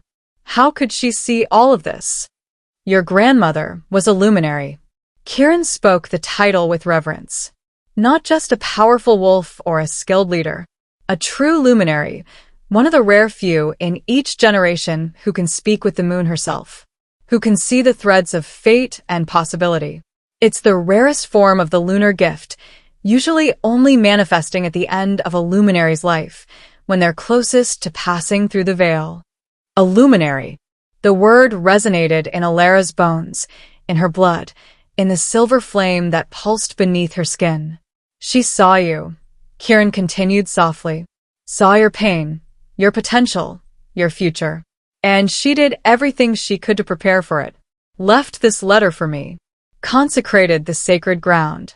Recorded training methods in her private journals so that someday, somehow, you would learn what you needed to know. But I don't have her journals. Frustration and grief welled up in equal measure. I only found the public ones. The real knowledge, the training, everything I need, I don't have access to it. Yes, you do. Alara looked up sharply. Kieran's expression was gentle, understanding. Where do you think those journals would be kept? The private writings of the most powerful wolf in Crescent Falls history. Her breath caught. The sacred ground. The sacred ground, Kieran confirmed. Helena wouldn't have left something that important in the pack house where it could be found and destroyed by those who feared what it contained. She would have hidden it somewhere safe. Somewhere only the right person could access. Somewhere only Alara could access. Because the sacred ground had responded to her blood, to her power. Had recognized her as Helena's heir. We have to go there. The certainty rose in Alara's chest, fierce and undeniable. To the center of the circle. There has to be something, a shrine, a marker, something she left for me. There is. Kieran's eyes gleamed in the firelight. I scouted the area before I came to the Rite. There's a structure about a quarter mile from here, deeper into the sacred circle. Old stone, covered in vines. It looks like a ruin, but the preservation is too perfect. It's been protected, maintained by magic, waiting. Waiting for her. Alara moved to the door before she'd consciously decided to, her body responding to a pull she couldn't name. The silver flame surged beneath her skin, eager, awake in a way it had never been before. Now. Kieran's voice held a note of concern. Alara, you're exhausted. Injured. You should rest, recover, and... Now. She turned to face him, and for the first time all night, she felt certain. Clear. I've spent my whole life waiting, being told to wait, to rest, to not push too hard. I'm done waiting. If my grandmother left something for me, if there are answers out there, I need them now. before doubt could creep back in, before fear could convince her to stay small and safe. Kieran studied her for a long moment, and she saw the exact instant he made his decision. Saw the shift in his posture from protective concern to supportive ally. "Then we go now." He moved to stand beside her, his presence solid and grounding. "But I'm coming with you. Whatever's out there, whatever you find, you don't face it alone." The words settled over her like a vow. Together, they stepped out of the cabin and into the pre-dawn darkness. The forest had transformed. Where before it had been hostile and chaotic, rain and wind turning everything treacherous, now it felt almost reverent. The storm had passed, leaving behind a crystalline stillness. Water dripped from leaves in a rhythm that sounded almost like music. The moon, nearly full, swollen and bright, had broken through the clouds, painting everything in silver-white light. Alara's breath misted in the sudden cold. The temperature had dropped sharply, or maybe it was just the absence of the storm's fury making the night air feel sharper. She still wore Kieran's coat, still had on the ruined ceremonial gown underneath, her feet still bare. She should be freezing. Instead, warmth pulsed from her core, the silver flame responding to the moonlight like a plant turning toward the sun. Kieran led the way, moving with the confidence of someone who'd already mapped the terrain. They walked in silence, their footsteps muffled by the wet earth, picking their way between ancient trees that seemed to lean in, watching, bearing witness. The boundary stones appeared first, the same ones Alara had stumbled across in her desperate flight. But seeing them now, with moonlight illuminating the carved symbols, was entirely different. They weren't just markers. They were conduits. Each stone pulsed with faint light, barely visible unless you knew to look for it. Silver and gold and pale blue, threading between the rocks like veins of magic just beneath the surface of reality. The patterns she'd noticed before, the spirals and crescents and constellation marks, glowed with a gentle luminescence that made the whole circle feel alive. Aware, Alara approached the nearest stone slowly, drawn by an instinct she didn't fully understand. When she placed her palm against the cool surface, the carved symbols flared bright, responding to her touch. Recognition. The stone recognized her blood, her power, her right to be here. A sound escaped her throat, half laugh, half sob. After years of being told she didn't belong, of being pushed to the margins of her own pack, this ancient magic looked at her and said yes. "You are exactly where you're supposed to be, Alara." Kieran's voice was quiet but urgent. She looked up and saw him pointing ahead, deeper into the circle. The trees had opened up, forming a natural clearing bathed in moonlight, so bright it looked almost artificial. And in the center, exactly as Kieran had described, stood a structure of stone. Not a ruin, a temple. Small, no larger than the cabin they'd left, but perfect in its construction. For walls of seamless gray stone, no mortar visible between the blocks. A peaked roof that suggested the building was far older than the current architectural styles.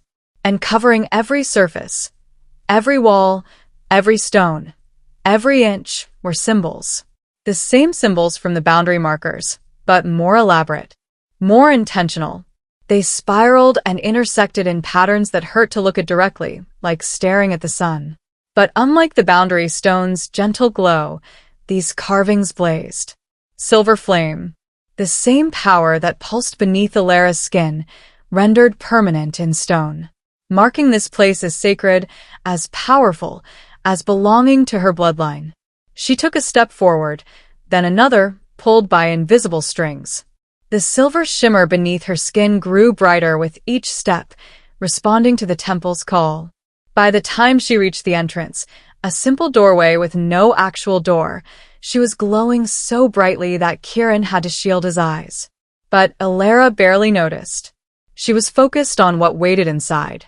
The interior was a single circular room, open to the sky through a gap in the roof that let moonlight pour down in a concentrated beam. It illuminated a raised platform in the center, an altar of pure white stone that seemed to drink in the light and reflect it back amplified. And on the altar sat a book. No, not just a book. A grimoire. Massive, bound in leather that had somehow remained perfect despite what had to be decades of exposure. The mark of the luminary was embossed on the cover in silver that caught the moonlight and threw it back in rainbow prisms. Alara's hands trembled as she approached it. This was what Helena had left. The knowledge, the training, the truth about what the silver flame really was and what it could do. Everything she'd needed and been denied. She reached out, her glowing fingers hovering over the cover. Are you sure? Kieran's voice came from behind her, soft with understanding. Once you open it, once you know the truth, there's no going back. You can't unknow what you are, what you're meant to be. Alara thought of her grandmother, writing letters to strangers and consecrating sacred ground for a granddaughter she would never meet. Thought of her mother, who died before passing on the knowledge that should have been Alara's birthright. Thought of all the years she'd spent hating herself, fearing herself, believing she was broken. Thought of Patricia's smile as she'd announced Vivian would take Alara's place. I'm sure. She opened the grimoire. The moment her skin touched the pages, power exploded through the temple. Silver flame erupted from every carved symbol, from the altar, from Alara herself. It filled the circular room with light so intense it should have been blinding, but somehow wasn't. It was warm and welcoming and familiar, like coming home after a lifetime of wandering. And in the light, Alara saw. Visions poured into her mind, rapid fire and overwhelming. Her grandmother, young and powerful, performing the ritual that had consecrated this ground. Her mother, barely older than Alara was now, learning to channel the silver flame under Helena's guidance. Generations of women before them, stretching back into history so distant their faces blurred, all carrying the same gift. The luminaries, guardians of the moon's blessing, bridges between wolf and spirit, healers, leaders, prophets who use their power to unite packs and strengthen bonds and bring light to the darkness. Not weapons, not dangers, guardians. And Alara was the last of them. The weight of it should have crushed her, should have sent her to her knees under the magnitude of expectation and legacy. But instead, standing in her grandmother's temple with silver flame blazing around her and the grimoire open beneath her hands, Alara felt something else entirely. Purpose. For the first time in her life, she understood why she existed, what she was meant to do. The flame wasn't a curse she'd been born with. It was a calling she'd been chosen for. And it was time to answer. The silver flame was still blazing through the temple when Alara heard the voices. Distant at first, muffled by the stone walls and her own thundering heartbeat, but growing louder, closer, multiple voices, sharp with alarm and something that sounded like fury. The visions fractured, the connection to her grandmother's knowledge stuttering like a candle in the wind. Alara's eyes flew open, her hands still pressed to the grimoire's pages, her whole body trembling with the power that coursed through her veins. Someone's coming. Kieran was already at the doorway, his posture shifted into something predatory and alert. His eyes had changed, the pale gray bleeding into something more lupin, more dangerous. Multiple wolves. Moving fast. The pack. They'd found her. Panic spiked sharp and immediate. Years of conditioning screaming at Alara to hide, to suppress the power, to make herself small and harmless before they saw what she'd done. The silver flame flickered in response to her fear, the light dimming. No. The word rose from somewhere deep inside her, from the part of her that had just touched her grandmother's legacy, that had seen generations of powerful women who had never apologized for what they were. She wasn't doing this anymore. Wasn't hiding, wasn't making herself less to make others comfortable. The grimoire pulsed beneath her palms, warm and encouraging, and Alara made a choice. Instead of pushing the power down, she pulled it closer. Let it fill her completely. Let it blaze through her like she'd seen it blaze through the women in the visions. The temple erupted with renewed light. Alara. Kieran's voice held a note of warning, but also something else. Pride, maybe. Or recognition. Then the first wolves burst into the clearing. Alara recognized them immediately.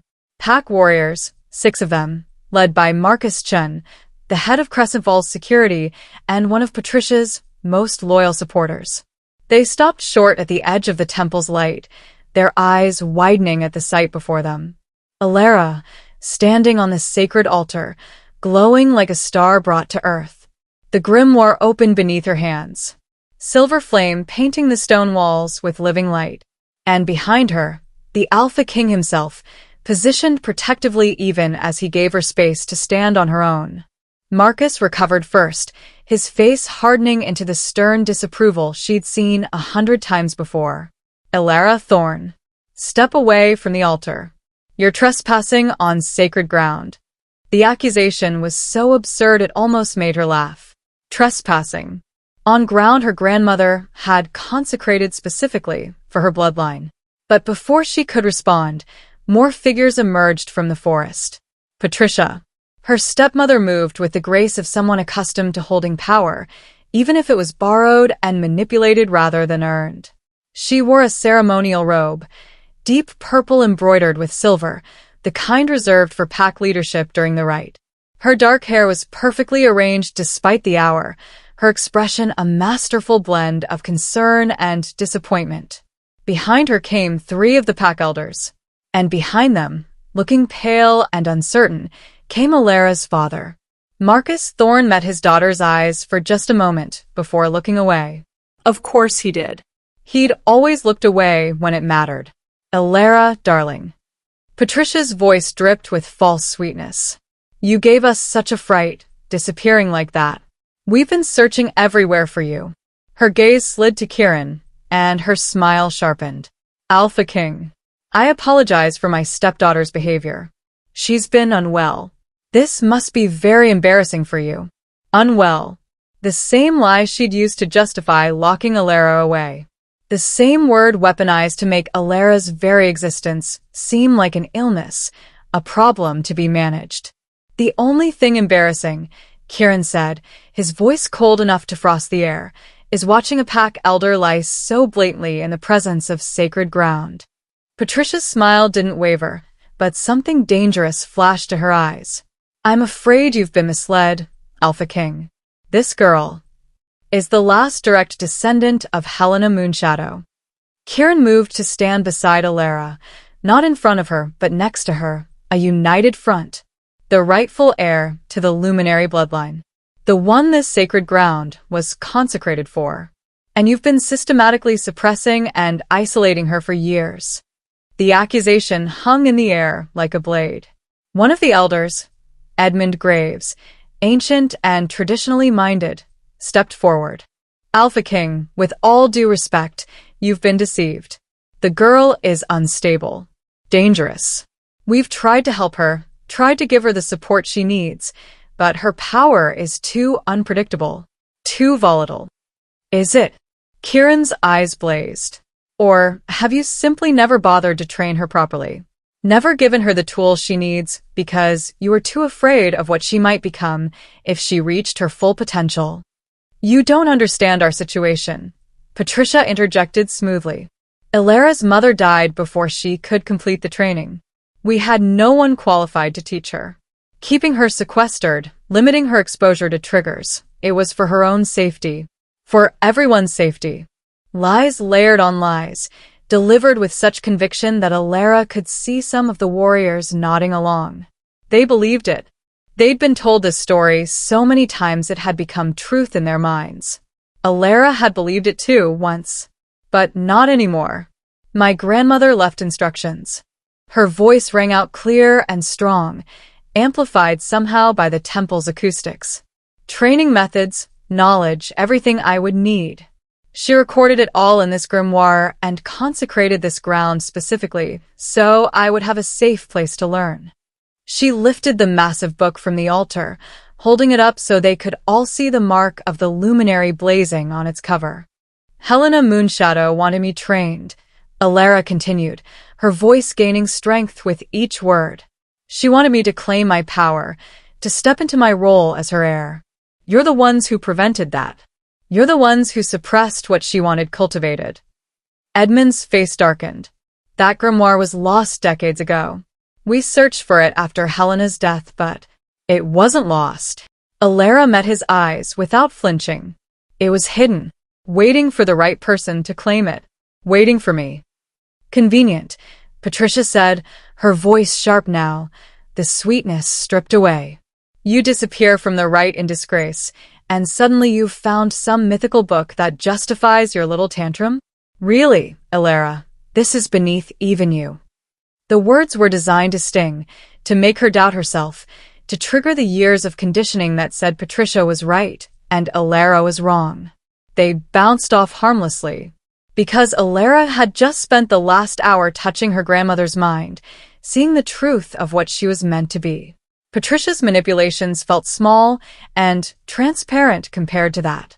The only disgrace, Alara said quietly, was you stealing my place at the Rite, locking me away while you presented Vivian as the bloodline heir. That wasn't for my safety, Patricia. That was theft. Her stepmother's mask cracked, just for a moment. Fury blazed naked and raw before she controlled it, smoothing her expression back to concerned confusion. I did no such thing. You were ill, remember? Too unwell to participate safely. We discussed this. We didn't discuss anything. You locked me in my room and starved me for 2 days. Gasps from some of the warriors. Shocked looks exchanged. Patricia's laugh was light, dismissive. Darling, you're being dramatic. Your father brought you food himself, didn't you, Marcus? All eyes turned to Alara's father. He stood slightly behind Patricia, his face ashen, his hands clenched at his sides. For one brief, shining moment, Alara thought he might tell the truth. Might stand up for his daughter. Might admit that he'd been too afraid of his new wife to question her treatment of his child. Marcus Thorne's voice cracked. Alara has always had a tendency to exaggerate when she's upset. The betrayal shouldn't have hurt. Not after years of similar abandonments, similar moments when he'd chosen the easy lie over the hard truth. But it did. It hurt like a fresh knife wound, sharp and deep and stunning in its cruelty. Alara's silver flame blazed brighter in response, the light turning harsh, almost blinding. The warriors stepped back instinctively, hands moving to weapons they hadn't drawn yet. See. Patricia's voice carried clearly, pitched to sound frightened. This is exactly what we were trying to prevent. She loses control at the slightest provocation. She's dangerous, Alpha King. Surely you can see that now. Kieran's growl was low and threatening, the sound of a predator about to strike. The only danger I see is the wolves who've spent years abusing a child and are now trying to gaslight her about it. Abuse. Edmund's voice rose, genuinely affronted. We have done nothing but try to protect this pack from. From what? Kieran cut him off. From a powerful female wolf who might threaten your comfortable hierarchy? From a luminary who could challenge your authority? From Helena Moonshadow's legacy continuing when you've worked so hard to bury it? The elder's face went purple with rage. You overstep, Alpha King. This is pack business. Internal matters that don't concern. It concerns me the moment you violated sacred law. Kieran's voice was absolute authority now, the kind that made even Edmund hesitate. The Rite requires bloodline presentation. Alara is the direct descendant, not Vivian. You allowed a false heir to stand in the sacred circle. That's not just pack business. That's a violation of moon law itself. Silence fell over the clearing, heavy and electric. Patricia recovered first, because of course she did. She always had an angle, always had a way to twist things. Vivian is Marcus's daughter now, legally adopted into the Thorne bloodline. That makes her just as valid. Adoption doesn't change blood. Kieran's eyes were pure wolf now, glowing faintly in the darkness. The moon doesn't care about legal paperwork. She cares about lineage, about the power that runs through true bloodlines. Alara is Helena's granddaughter through her mother. Vivian is not. The sacred ground itself has acknowledged this. Look at how it responds to Alara's presence. As if on cue, the boundary stones pulsed brighter, their light intensifying. The carved symbols on the temple walls blazed, and beneath Alara's feet, the altar thrummed with power. Recognition. The sacred ground was choosing her, claiming her, announcing to everyone present that she belonged here in a way none of them did. One of the younger warriors, a wolf named Daniel who'd been kind to Alara when they were children, took a hesitant step forward. Is it true? Did you really lock her up, Patricia? Of course not, Patricia snapped, her composure cracking further. This is ridiculous. Marcus, tell them. Tell them how we've cared for Alara, how we've tried to help her despite her difficulties. Marcus Thorne said nothing, just stood there, a hollowed-out shell of a man who'd long ago traded his spine for peace in his own home. Dad. Alara's voice was quiet, but it cut through the tension like a blade. Look at me. He didn't. Look at me and tell them I'm lying. Tell them you brought me food. Tell them I wasn't locked in that room, screaming to be let out, begging to be allowed to participate in my own birthright. Silence. His continued silence was answer enough. Daniel's expression shifted, doubt creeping in. A few of the other warriors exchanged glances. Even Edmund looked uncertain now, his righteous fury wavering. Patricia saw it. Saw her carefully constructed narrative beginning to crumble. And like any cornered predator, she attacked. Even if any of that were true, she said, her voice turning cold and sharp, it doesn't change the facts. Alara is unstable. She cannot control her power. And now she's standing on sacred ground, wielding magic she doesn't understand, making wild claims based on a book that could say anything. The book, Alara interrupted, has my grandmother's name inscribed inside the cover. In her own hand, along with a message, to my granddaughter, Alara. May you find the strength I know lives in your blood. She opened the grimoire to the first page, tilting it so the moonlight illuminated Helena's flowing script. The words were exactly as she'd said. Patricia's face went white. She knew, Alara continued, her voice steady despite the emotion churning in her chest. She knew what would happen to me. Knew I'd be isolated and suppressed and taught to fear myself. And she left me the tools to overcome it. Left me knowledge you tried to keep from me. Left me proof that I'm not broken or dangerous or wrong. The silver flame pulsed in rhythm with her heartbeat, warm and reassuring and completely under her control for the first time in her life. This ends tonight, Alara said. No more lies. No more manipulation. No more pretending that what you did to me was for my own good. I am Helena Moonshadow's heir. This is my sacred ground. And I'm claiming what's mine. For a moment, she thought it might actually work. Thought the sheer force of truth and righteous anger might be enough to make them back down. Then Patricia smiled. It was a terrible smile. Victorious and cruel and full of a malice she'd hidden for years. You want to claim your heritage? Patricia's voice was silk over steel. Fine. But understand what that means, little girl. If you're truly Helena's heir, if you're truly a luminary, then you're bound by the same laws she was. The same responsibilities. Alara's stomach dropped. There was something in Patricia's tone, something that said she'd been waiting for this moment. Planning for it. A luminary's first duty, Patricia continued, turning to address the gathered wolves, is to the pack. To unity and peace above all else. Helena herself wrote those laws. A luminary cannot act in self-interest. Cannot prioritize personal desires over pack welfare. No. Alara saw where this was going, saw the trap closing around her. So, if you want to claim that title, Patricia said, her smile widening, if you want to stand there and call yourself Helena's heir, then act like it. Put the pack first. And right now, what the pack needs is stability. We have visiting alphas, alliances being forged, political relationships that took years to build. Your outburst tonight has already caused disruption. Chaos. You caused the chaos, Kieran growled. By violating sacred law. Perhaps. Patricia's eyes glittered. But it can still be contained. Smoothed over. If Alara does the luminary thing and prioritizes pack welfare over her own grievances. The word grievances was delivered like a slap. Like years of abuse and isolation were just petty complaints. What exactly are you suggesting? Alara's voice was ice. Renounce your claim to the Rite presentation. Publicly acknowledge that you weren't well enough to participate. Support Vivian as the representative of the Thorn bloodline. Patricia's tone was reasonable, diplomatic, utterly poisonous. Do what a true luminary would do. Sacrifice personal pride for pack harmony. Alara's breath came short and sharp. This was it. The final manipulation. Twist Helena's own laws. Use the luminary code of duty against her granddaughter.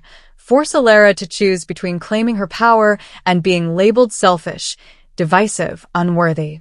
And if I refuse? Patricia's smile turned sharp. Then you prove you're not fit to be a luminary at all. That you're just a spoiled girl who wants power without responsibility. The pack elders will have no choice but to declare you unfit, to revoke your access to sacred grounds, to bind her power. Edmund's voice was heavy with false regret. For the safety of the pack. There it was, the real threat. Comply and renounce everything, or be forcibly stripped of her gifts. The silver flame flickered inside Alara's chest, responding to her surge of fear and rage. This was impossible. There was no right choice. Both paths led to her destruction. You can't bind her power. Kieran's voice was deadly quiet. That ritual was outlawed a century ago.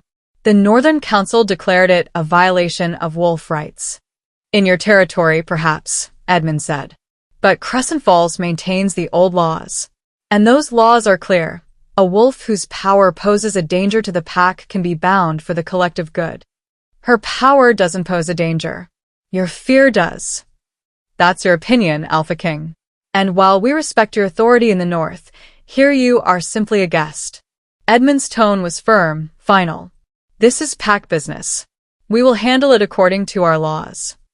Kieran's hands clenched, his whole body vibrating with barely restrained violence. Alara could feel it, the wolf inside him straining to break free, to tear apart these wolves who threatened his mate. But he couldn't. Not without starting a war. Not without violating the very territorial laws he'd sworn to uphold. He was the Alpha King. He couldn't just attack pack leadership without cause, couldn't interfere in internal pack matters without justification. Even with his power, even with his authority, there were rules. Lines he couldn't cross without consequences that would echo through every pack territory on the continent. Patricia knew it too. Her smile was triumphant. Of course, she said sweetly. You're welcome to stay and witness the proceedings, Alpha King. As a guest. I'm sure you understand we must handle our internal affairs appropriately. The trap was perfect.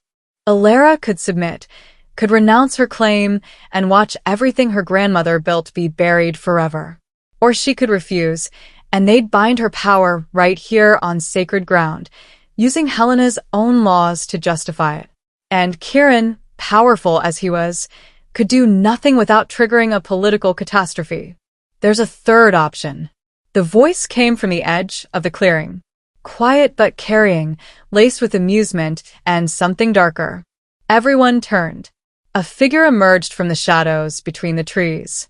Male, tall, moving with a predator's grace. He wore traveling clothes, dark and practical, but they couldn't hide the power that radiated from him. Another alpha, Alara realized. The kind of presence that made the air feel heavier. And he was looking at Patricia with something that looked like pity. Who? Edmund started. Adrian Blackwood. The stranger inclined his head in a mockery of respect. Alpha of the Western Reaches. Here is a guest for the Rite, like our friend Kieran. His smile was sharp. And very interested in what I'm hearing about sacred law violations and power-binding rituals. Patricia's triumph flickered. This doesn't concern you, Alpha Blackwood. Doesn't it? Adrian's eyes were dark, amused. Because from where I'm standing, I'm witnessing a pack leadership attempting to bind a luminary's power. That's not just internal business, Patricia. That's continental business. The kind that gets reported to the Wolf Council. The kind that starts investigations. The Wolf Council, the governing body that oversaw all pact territories, that mediated disputes, that had the power to remove corrupt leadership. Patricia's face went carefully blank. I'm also hearing, Adrian continued conversationally, accusations of sacred law violations. A false heir presented at a Rite.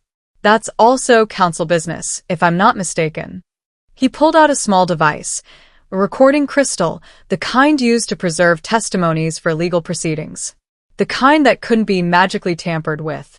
I've been recording since I arrived, he said pleasantly. Got some very interesting confessions. Very interesting threats. The council is going to find this fascinating. The clearing erupted. Patricia's control shattered. You had no right. I had every right. I'm a guest alpha witnessing potential law violations. Recording for council review is not only my right, it's my duty. Adrian's smile widened. Unless you'd like to contest that, take it up with the council directly. Edmund looked like he might have a stroke. The warriors were exchanging panicked glances. Even Marcus had gone completely white. Because this changed everything. If the Wolf Council got involved, if they launched an investigation, all of Patricia's carefully constructed lies would be examined. Her treatment of Alara would be scrutinized. The false presentation at the Rite would be judged by objective authorities who didn't care about Crescent Falls politics. She could lose everything. This is outrageous, Patricia hissed. You can't just. I can. I did. And unless you want those recordings sent to the council tonight, I suggest you back down. Adrian's eyes glittered dangerously. Call off your warriors. Let the girl keep her grimoire. And we'll discuss the Rite violation like civilized wolves. The standoff stretched taut as a bowstring. Then, slowly, Patricia gestured for the warriors to stand down. They did, reluctantly, hands moving away from weapons. The immediate threat had passed. But the hatred in Patricia's eyes as she looked at Alara promised this was far from over. We will resolve this, the older woman said, her voice tight with controlled fury. Properly. Through appropriate channels. The elders will convene at dawn to discuss the irregularities of tonight's events. It was a retreat disguised as reason. A way to save face while regrouping. Alara should have felt victorious. Instead, she felt exhausted. Shaken. The silver flame inside her had burned hot with adrenaline during the confrontation, but now it guttered, leaving her feeling hollowed out and fragile. The wolves began to retreat, Patricia leading them back toward the Rite grounds with as much dignity as she could muster. Marcus followed, without once looking back at his daughter.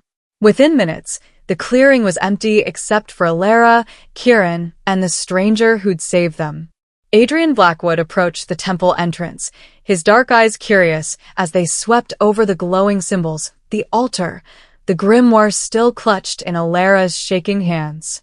So, he said conversationally, you're the luminary everyone's been whispering about. Alara didn't know what to say to that. Didn't know if she was a luminary, or just a girl with a dead grandmother's book and more enemies than allies. Thank you, Kieran said, his voice still rough with barely contained violence. Your timing was fortuitous. Wasn't it? Adrian's smile was knowing. Almost like I was waiting for exactly the right moment to intervene. There was something in his tone that made Alara look at him more closely. Something that suggested his appearance hadn't been coincidental at all. Why did you help me? She asked. Adrian's expression softened just slightly. Because a long time ago, someone helped me when my own pack tried to suppress what I was. And because he glanced at the grimoire. Helena Moonshadow once told me that the greatest wolves are forged in the hottest fires. You've been burning for a while, haven't you, Alara? She nodded, not trusting her voice. Good. Adrian's eyes gleamed. Then you're almost ready. Ready for what? To burn them back. He turned and walked away, disappearing into the forest as silently as he'd arrived, leaving Alara and Kieran alone in the temple. The silver flame had dimmed to a faint glow beneath her skin. The adrenaline was fading, leaving behind the crash, exhaustion and emotion, and the weight of everything that had just happened. Patricia would regroup. Would come at her differently, more carefully, with legal justifications and council-approved methods. The pack elders would back her, would find ways to suppress Ilara that looked legitimate on paper. And Ilara would have to fight them. Not tonight. She was too tired tonight, too wrung out. But soon. Very soon. She looked down at the grimoire, at her grandmother's words still visible in the moonlight. May you find the strength I know lives in your blood. The strength was there. She'd felt it, had touched it, had let it blaze through her. But strength alone wouldn't be enough. She would need strategy, allies, knowledge. She would need to become what they feared most, a fully trained, fully empowered luminary who couldn't be controlled or dismissed or bound. Come on. Kieran's hand was gentle on her shoulder. Let's get you somewhere safe. You need rest. Ilara let him guide her from the temple, the grimoire clutched to her chest like armor. Behind them, the sacred ground pulsed with silver light, waiting. This wasn't over. It was just beginning. Kieran didn't take her back to the cabin. Instead, he led her deeper into the sacred circle, following a path that seemed to reveal itself only as they walked it. The moon had begun its descent toward the horizon, painting everything in shades of silver and shadow. Dawn was still hours away, but the night had that hushed quality that came in the space between, when the world held its breath and waited. Ilara followed without question, too exhausted to argue, too overwhelmed to make decisions. The grimoire weighed heavy in her arms, both physical burden and promise. Every few steps, she felt the silver flame pulse beneath her skin, gentler now than it had been in the temple. Almost soothing, like a heartbeat that wasn't quite her own. They emerged into another clearing, smaller than the one that held the temple. A natural rock formation created a shelter here, an overhang that formed a shallow cave, protected from the elements, but open to the moonlight. Someone had been here before. There were signs of careful maintenance. A fire pit lined with stones. Stacked wood, dry and ready. Blankets folded in a waterproof chest tucked against the back wall. One of the safe houses Helena established, Kieran explained, reading her unspoken question. There are several scattered throughout the sacred circle. Places where a luminary could rest during training, could retreat if the power became too intense. Of course her grandmother had thought of that. Had thought of everything, even decades before Ilara was born. The grief that welled up was sudden and sharp. Grief for a woman she'd never known but who'd loved her enough to prepare for her entire life. Who'd seen her suffering in visions and done everything possible to leave her the tools to survive it. Hey. Kieran's voice was soft. Seat. I'll get a fire going. Ilara sank onto one of the smooth rocks near the fire pit, setting the grimoire carefully beside her. Her legs trembled with exhaustion, her scraped palms stinging now that the adrenaline had fully faded. The ruined ceremonial gown was still damp and filthy, clinging uncomfortably to her skin. She should care about that. Should care that she looked like something dragged through the forest backward. She couldn't find the energy.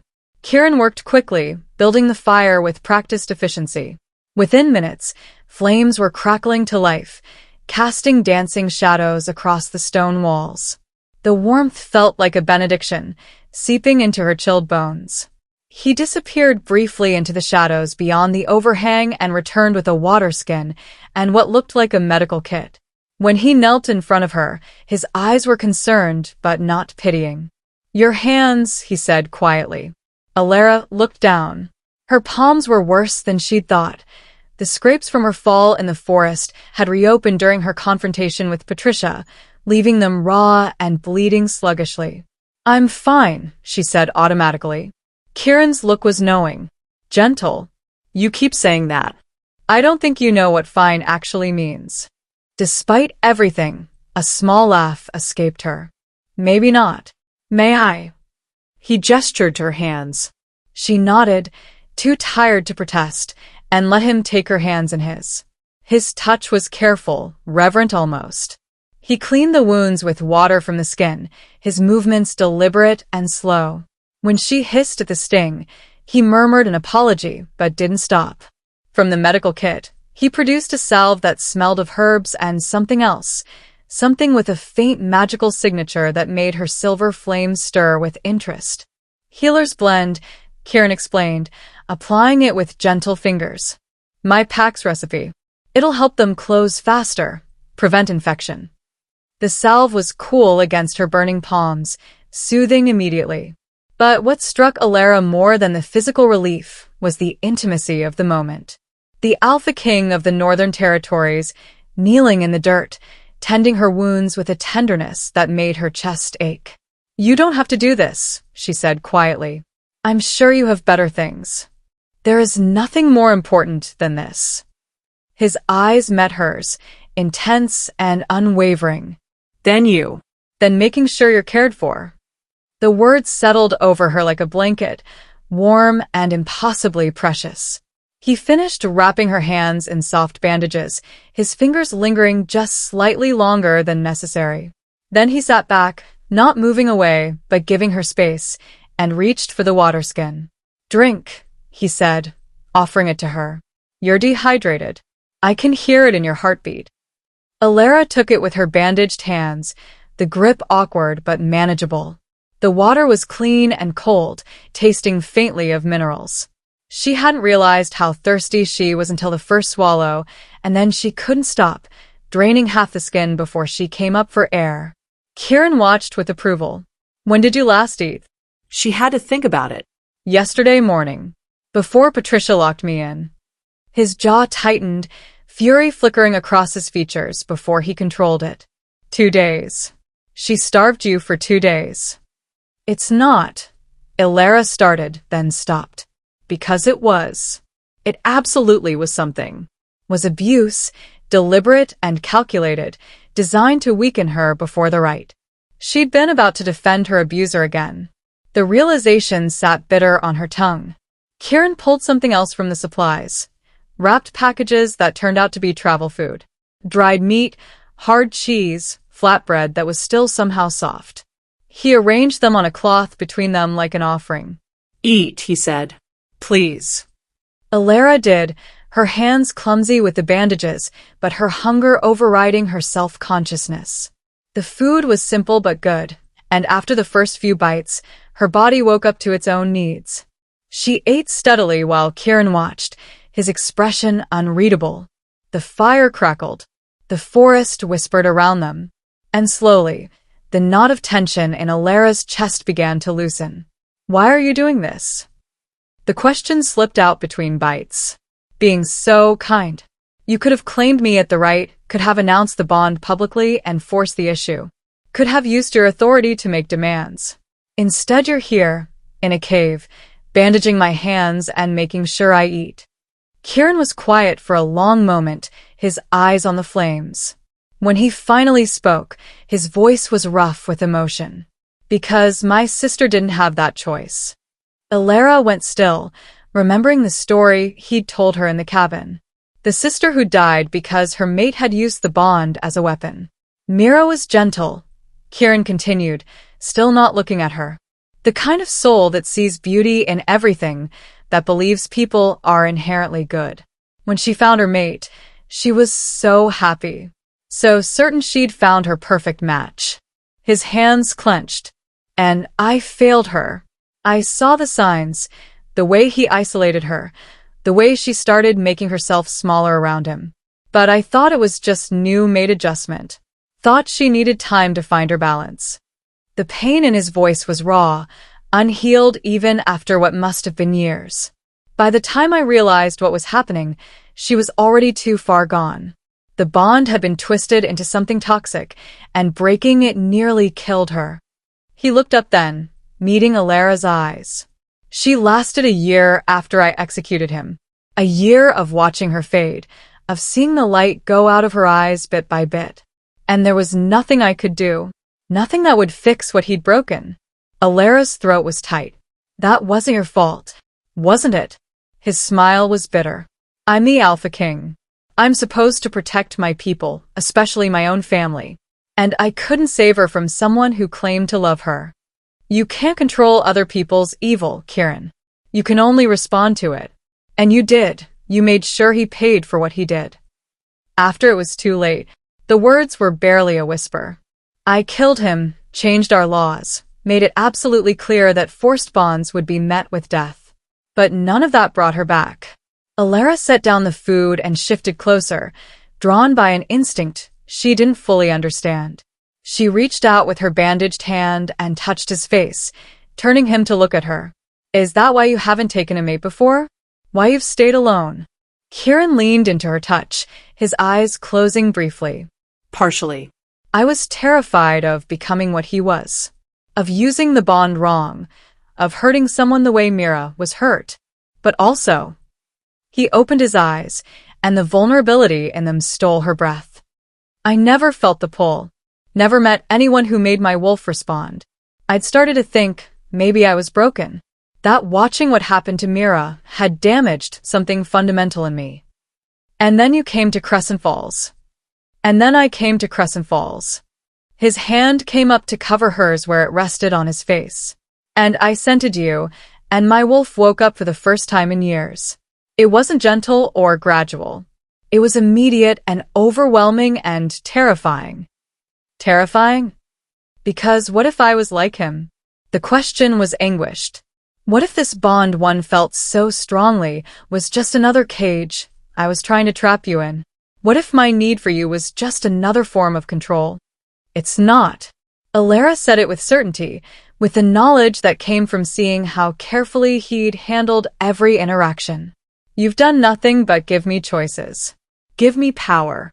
You could have announced the bond publicly and social pressure would have made it nearly impossible for me to refuse. But you didn't. Because I needed you to choose me. His voice cracked on the words. Not because you felt obligated, not because the bond demanded it, but because you wanted to. Because I'd earned your trust. The confession hung between them, raw and honest, and desperately vulnerable. Alara realized her hand was trembling against his face. Realized how close they were sitting now, close enough that she could feel his body heat, could see the flecks of darker gray in his pale eyes. You're not him, she said softly. You're not your sister's mate. You're someone who followed a stranger into a storm to make sure she was safe. Someone who told her she could walk away even if it destroyed you. Someone who tends her wounds and makes sure she eats and looks at her like she's precious. You are precious. The words were fierce, absolute. You're brilliant and powerful, and you've survived years of systematic abuse without letting it break your capacity for hope. Do you have any idea how strong that makes you? No one had ever called her strong before. Dangerous, yes. Unstable, certainly. A problem to be managed. But not strong. The silver flame pulsed in her chest, responding to the warmth blooming there. Responding to him. I don't feel strong, Alara admitted. I feel terrified. Patricia's going to come after me again, differently this time, but just as dangerous. The pack elders believe her lies. My father won't stand up for me. And I'm supposed to somehow become a luminary, whatever that actually means, based on a grandmother's grimoire and sacred ground that recognizes my blood. You don't have to do it alone. Don't I? The question came out more bitter than she intended. You heard Adrian. The Wolf Council might investigate, but that takes time. Weeks, maybe months. And in the meantime, I'm still here, still in Crescent Falls, still vulnerable to whatever Patricia plans next. Then come with me. Alara's breath caught. What? Kieran shifted, taking both her hands carefully in his, mindful of the bandages. Come back to the Northern Territories. You be safe there, protected by my authority. Patricia can't touch you in my lands. You'd have access to our archives, our healers, wolves who could help you train your gift properly. It was tempting. Gods, it was so tempting. To run away from Crescent Falls, from the pack that had rejected her, from Patricia's machinations and her father's cowardice. To start over somewhere new, somewhere she could be valued instead of feared. But if I run, Alara said slowly, working through her thoughts, Patricia wins. She gets exactly what she wanted, me gone, out of the way, no longer a threat to Vivian's position. And everyone will believe her version of events. That I was unstable, that I ran off with the first powerful alpha who showed me attention, that I was never fit to be a luminary. Their opinions don't define you. Maybe not. But they define my grandmother's legacy. Helena Moonshadow built something here, a sacred ground, a tradition, a bloodline of luminaries meant to serve and strengthen this pack. If I abandon it, if I let Patricia bury it, then everything she worked for dies. Kieran's expression was conflicted, torn between wanting to protect her and understanding why she couldn't just leave. You could die here, he said quietly. If you stay and fight, if you challenge Patricia directly, she'll do whatever it takes to destroy you. Binding your power would just be the start. I know. Alara's voice was steadier than she felt. But I think I'd rather die trying to reclaim what's mine than live safely somewhere else knowing I gave up. Something shifted in Kieran's eyes. Pride, maybe. Or recognition. Then I stay too. You can't. You said yourself, the Northern Territories are unstable. You have wolves challenging your authority. You can't abandon your pack for my mate? His thumb stroked across her knuckles, gentle and possessive. I can do whatever I decide is necessary. And right now you're necessary. The words should have felt like pressure, like another demand on her, another weight to carry. Instead, they felt like a lifeline. I haven't accepted the bond, Alara reminded him.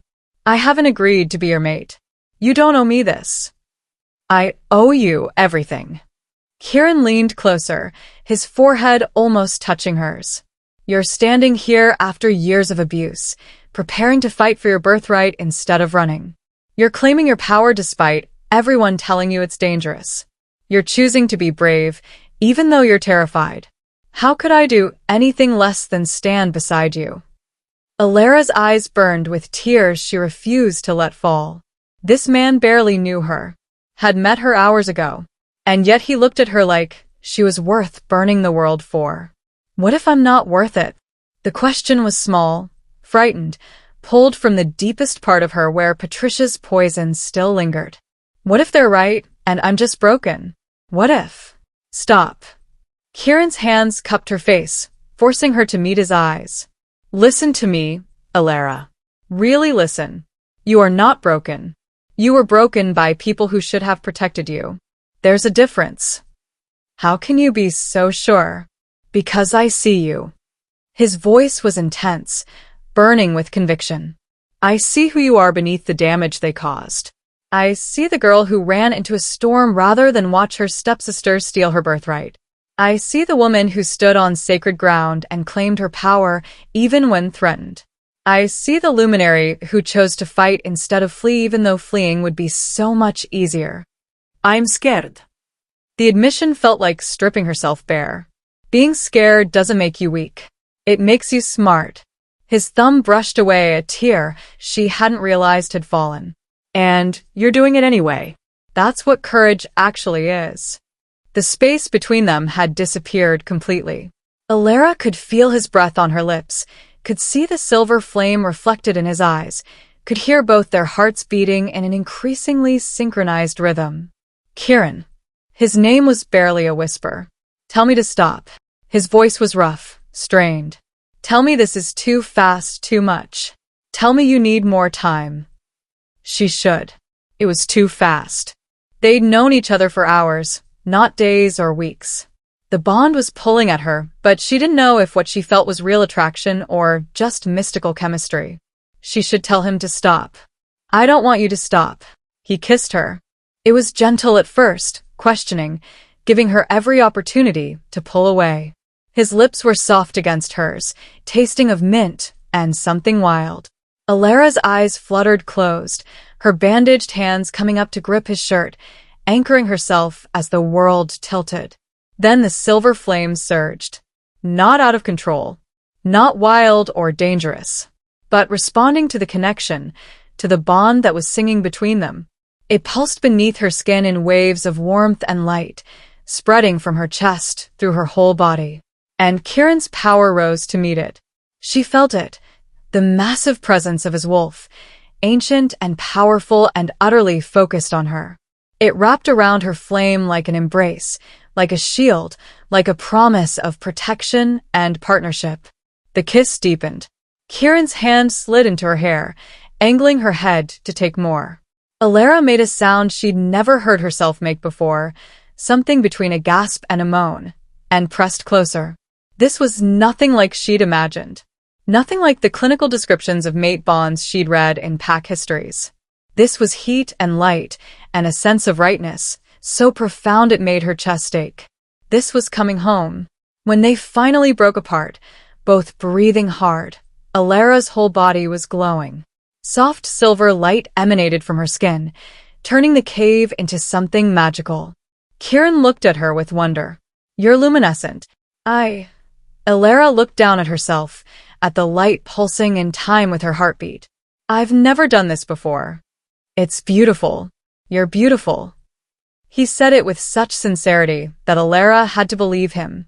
The light began to fade slowly, sinking back beneath her skin, but the warmth remained. The connection remained.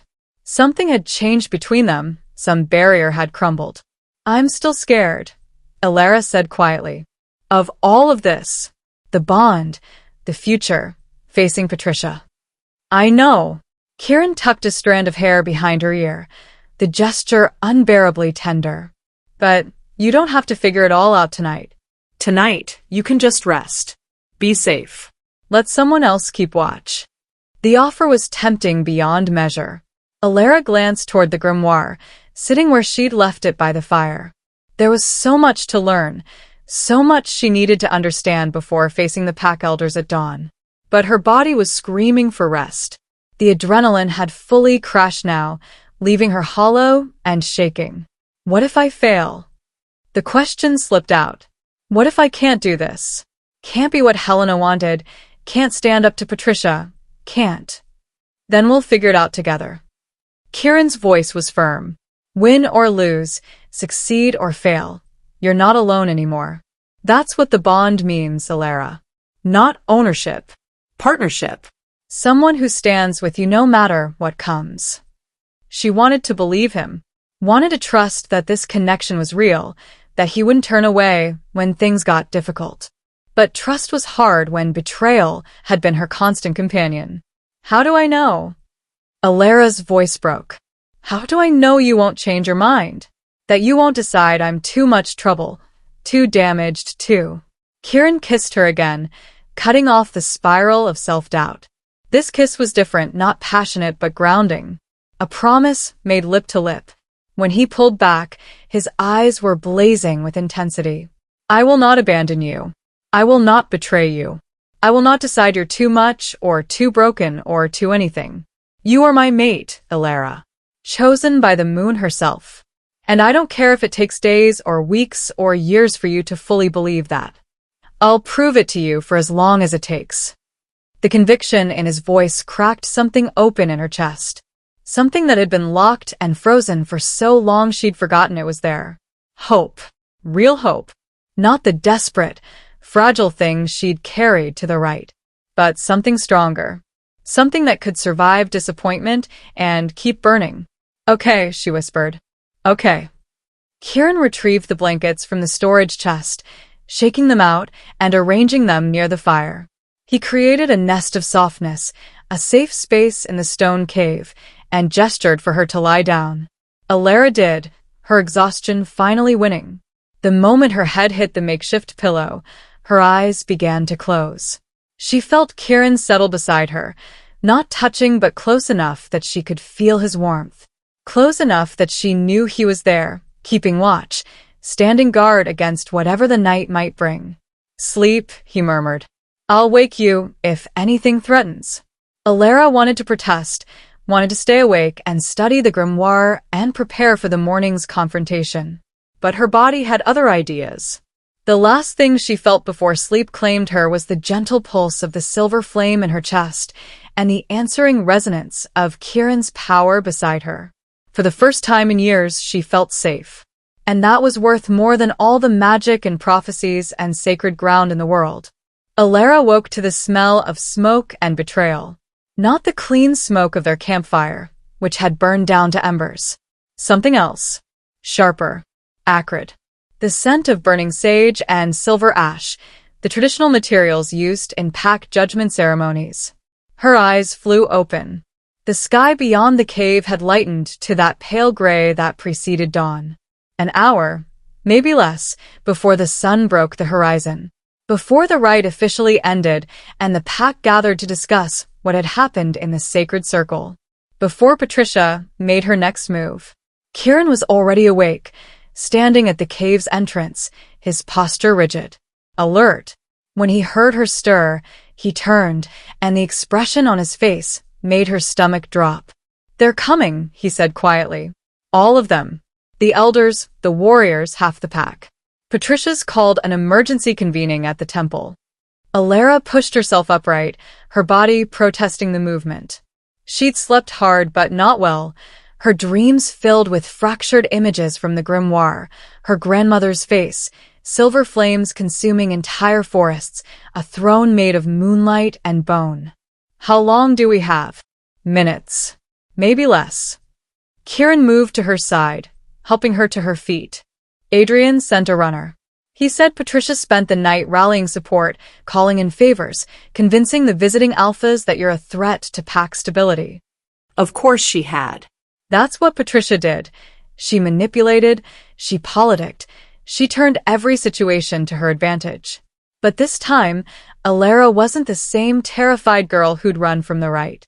She reached for the grimoire, still sitting where she'd left it. During the brief hours of sleep, something had changed. She could feel the book's presence differently now, like it was aware of her, connected to her. When her fingers touched the leather cover, knowledge flooded in. Not visions this time. Instructions. Clear, precise information about the silver flame, about what it could do, about the rituals and laws that governed luminary power. And one piece of information that made her blood run cold. "There's a binding ceremony," Alara said, her voice hollow. "Described in detail. It requires the consent of 3 pack elders and the participation of the bloodline member's closest living relative." Kieran's eyes narrowed. "Your father." "If Patricia can convince him to participate, if the elders agree, they can bind my power permanently. Not just suppress it, remove it entirely. Sever my connection to the silver flame." Her hands trembled on the grimoire. "It would leave me alive but hollow. Just human." No Wolf, no Magic, no. No. Kieran's voice was absolute. "That's not happening. We leave now. I'll get you to Northern Territory before they can. They're already here." The voice came from the cave entrance. Adrian Blackwood stepped into view, his expression grim. Behind him, Alara could see movement through the trees. Torches. The unmistakable presence of multiple wolves. "I tried to slow them down," Adrian said. "But Patricia played it perfectly. She's claiming you violated sacred law by taking the grimoire from the temple without elder approval, that you're unstable and dangerous and need to be contained for the pack's safety." "That's bullshit," Kieran growled. "The grimoire was left specifically for her. The temple acknowledged her claim." "I know. You know. But she's got the elders convinced that a girl who can't control her power has no right to ancient texts that could make her more dangerous." Adrian's dark eyes were sympathetic. "She's good, I'll give her that. She's positioned this whole thing as protecting you from yourself." Alara's laugh was bitter. "Of course she has." The sound of footsteps grew louder. Voices getting closer. They were out of time.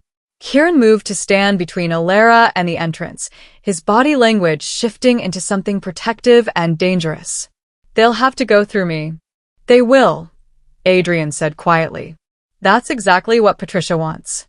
You, interfering in pack business, giving her justification to call for Wolf Council arbitration. She'll tie this up in legal proceedings for months while Alara sits in custody, and by the time it's resolved, the girl will be so broken down she won't fight the binding." He was right. Alara could see the strategy clearly now.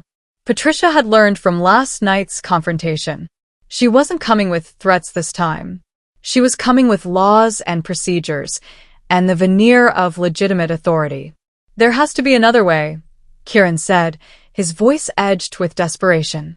Alara looked down at the grimoire in her hands, at her grandmother's words, still visible on the open page. A luminary's power cannot be bound without consent. The flame answers only to the bloodline, only to the chosen vessel. But beware, wolves who fear what they cannot control will always seek to destroy it. Cannot be bound without consent. The words repeated in her mind, and suddenly she understood. The binding ceremony required her father's participation as her closest relative, but it also required something else. Her compliance. They would try to make it seem inevitable, would use pressure and manipulation and fear to make her agree, would position it as the only way to keep her safe, to protect the pack, to fulfill her duty as a luminary. And if she refused, then Patricia would have to show her true face, would have to reveal that this was never about protection, it was about control. Alara closed the grimoire and stood, drawing herself up to her full height. "Let them come," she said. "I'm done running." Kieran looked at her with something between pride and terror. "Alara, trust me." She met his eyes, willing him to understand. "I know what I'm doing." She didn't, not really. But she knew what she wasn't doing. She wasn't cowering. Wasn't letting Patricia dictate the terms anymore. The first figure to enter the clearing was Edmund Graves, the eldest of the pack council. He looked older in the pre-dawn light, his face drawn with something that might have been genuine regret. "Alara Thorne," he said formally. "By the authority of the Crescent Falls Pack Council, I'm here to escort you to the temple for emergency proceedings regarding your unauthorized possession of sacred texts and your unstable manifestation of volatile power." Unauthorized. Alara's voice was calm, controlled. "The temple opened for me. The grimoire responded to my blood. The sacred ground itself acknowledged my claim. By what authority do you call that unauthorized?" Edmund hesitated, and Alara saw the crack in his conviction. But then Patricia emerged from the trees behind him, and whatever doubt he'd had smoothed away. Her stepmother looked immaculate despite the hour. She'd changed from her ceremonial robes into something more practical, but no less commanding. Deep blue that brought out her eyes, her hair arranged in a style that suggested both authority and approachability. She dressed for an audience. For a performance. "Alara, sweetheart." Patricia's voice was gentle, concerned. "No one is questioning that the sacred ground responded to you. We're simply concerned about your safety. You've had no training, no guidance. That grimoire contains rituals that could be dangerous in inexperienced hands. Then perhaps someone should have trained me." Alara kept her voice level. "Perhaps someone should have honored my grandmother's wishes instead of locking me away and pretending I didn't exist. We've been over this." Patricia's expression was pained, like Alara's accusations hurt her. The performance was flawless. "Your father and I have tried so hard to help you, but you've always been resistant to abuse." Alara cut her off. "To isolation? To being systematically erased from my own life." More wolves were emerging from the forest now. Pack members, drawn by the confrontation. Alara recognized faces, some sympathetic, some frightened, some already convinced by Patricia's narrative. And there, near the back, was her father. Marcus Thorne looked like he'd aged a decade overnight. His face was gray, his eyes hollow. He wouldn't meet Alara's gaze. "Dad." Alara's voice cracked despite her best efforts. "Please, tell them the truth. Tell them about the locked room, about the starvation, about how Patricia has treated me for years." Silence. Patricia moved closer to Marcus, her hand settling on his arm in a gesture that looked supportive, but Alara recognized as possessive. Controlling. "Marcus has been under tremendous strain," Patricia said softly. Watching his daughter struggle with her instability, trying to balance his love for her with his duty to the pack. It's been heartbreaking for him. Let him speak for himself. Kieran's voice was hard as stone. Patricia's eyes flicked to him, something cold and calculating moving through them before she masked it. "Alpha King Kieran, I understand you've developed an attachment to Alara. But surely you can see that her well-being requires professional intervention, not romantic entanglement." "What I see," Kieran said, his voice dropping to something dangerous, is a pack leadership that has failed a young woman in every possible way and is now trying to cover it up. That's a serious accusation. Edmund's voice held warning, one that borders on interference in pack affairs. It's not an accusation. It's an observation based on evidence. Kieran gestured to Alara. Look at her. She's injured, exhausted, traumatized. And instead of offering support, you're talking about binding her power. How is that anything but abuse? It's protection. Patricia's voice hardened just slightly, a crack in the compassionate facade. From herself and for the pack. Alara's power has always been volatile. Dangerous. Even her mother struggled to control it before. Before what? Alara interrupted, something sharp and urgent rising in her chest. Before she died? Is that what you were going to say? Patricia's expression flickered. Just for a moment, but Alara saw it. Saw calculations, saw fear. Your mother's death was a tragedy, Patricia said carefully. An accident during border patrol that was never fully explained. The words came from Adrian, who'd been quiet until now. I took the liberty of reviewing the incident reports last night. Found some interesting inconsistencies. Patricia's face went carefully blank. I'm sure I don't know what you mean. I mean, Adrian said, pulling out a document, that the official report says she died from injuries sustained in a rogue attack. But the healer's private notes, which were filed separately and apparently forgotten, describe wounds consistent with pack claws. Not rogue. The clearing went dead silent. Alara's heart was pounding so hard she could barely hear over it. Pack claws. Her mother had been killed by their own pack. That's... Edmund started. Impossible. Adrian's smile was sharp. The healer who filed those notes died 6 months later. Also conveniently labeled an accident. And the patrol members who were with Alara's mother that night? 2 transferred to other packs within the year. 1 died. The last one, he paused meaningfully, is standing right here. All eyes turned to Marcus Thorne. Alara's father looked like he might be sick. His face had gone from gray to greenish-white, his hands trembling. Marcus. Edmund's voice was sharp. What is he talking about? Marcus's voice was barely a whisper. I wasn't there. I didn't see. But you know what happened. Alara's voice was hollow, distant. You've always known. Her father's silence was answer enough. The betrayal was so profound it went past pain into something else. Something cold and clarifying. Her father hadn't just failed to protect her from Patricia. He'd been protecting a secret. The truth about her mother's death. Who killed her? Alara's voice didn't sound like her own. Who killed my mother? It was an accident, Marcus said desperately. A challenge gone wrong. She was so powerful, and some of the pack feared her power. Alara finished. The same power I carry. They killed her because they were afraid, and you've spent my entire life making sure I never became strong enough to discover the truth. Alara, no, it wasn't like that. Then what was it like? Her voice rose, the silver flame beginning to pulse beneath her skin. Tell me, Dad. Tell me how it was when your mate was murdered by your own pack. Tell me how you decided to let her killer go unpunished. Tell me how you married the woman who helped cover it up. Patricia's mask finally cracked. For just a moment, her expression went utterly cold. Triumphant. The look of someone whose careful plan had finally paid off.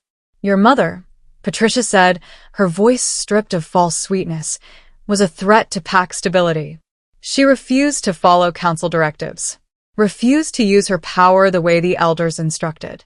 She talked about exposing corruption, about reforming the pack structure, about empowering bloodline wolves over appointed leadership. So you had her killed. Alara's voice was deadly quiet. I didn't have to do anything. There were plenty of wolves who recognized the danger she posed. Patricia's smile was razor-sharp. All I had to do was be there to comfort your father afterward. To help him see that stability was more important than justice. To position myself to make sure her dangerous ideals died with her. The confession hung in the air like poison. Edmund looked stricken. Several of the pack members were backing away, horror written on their faces.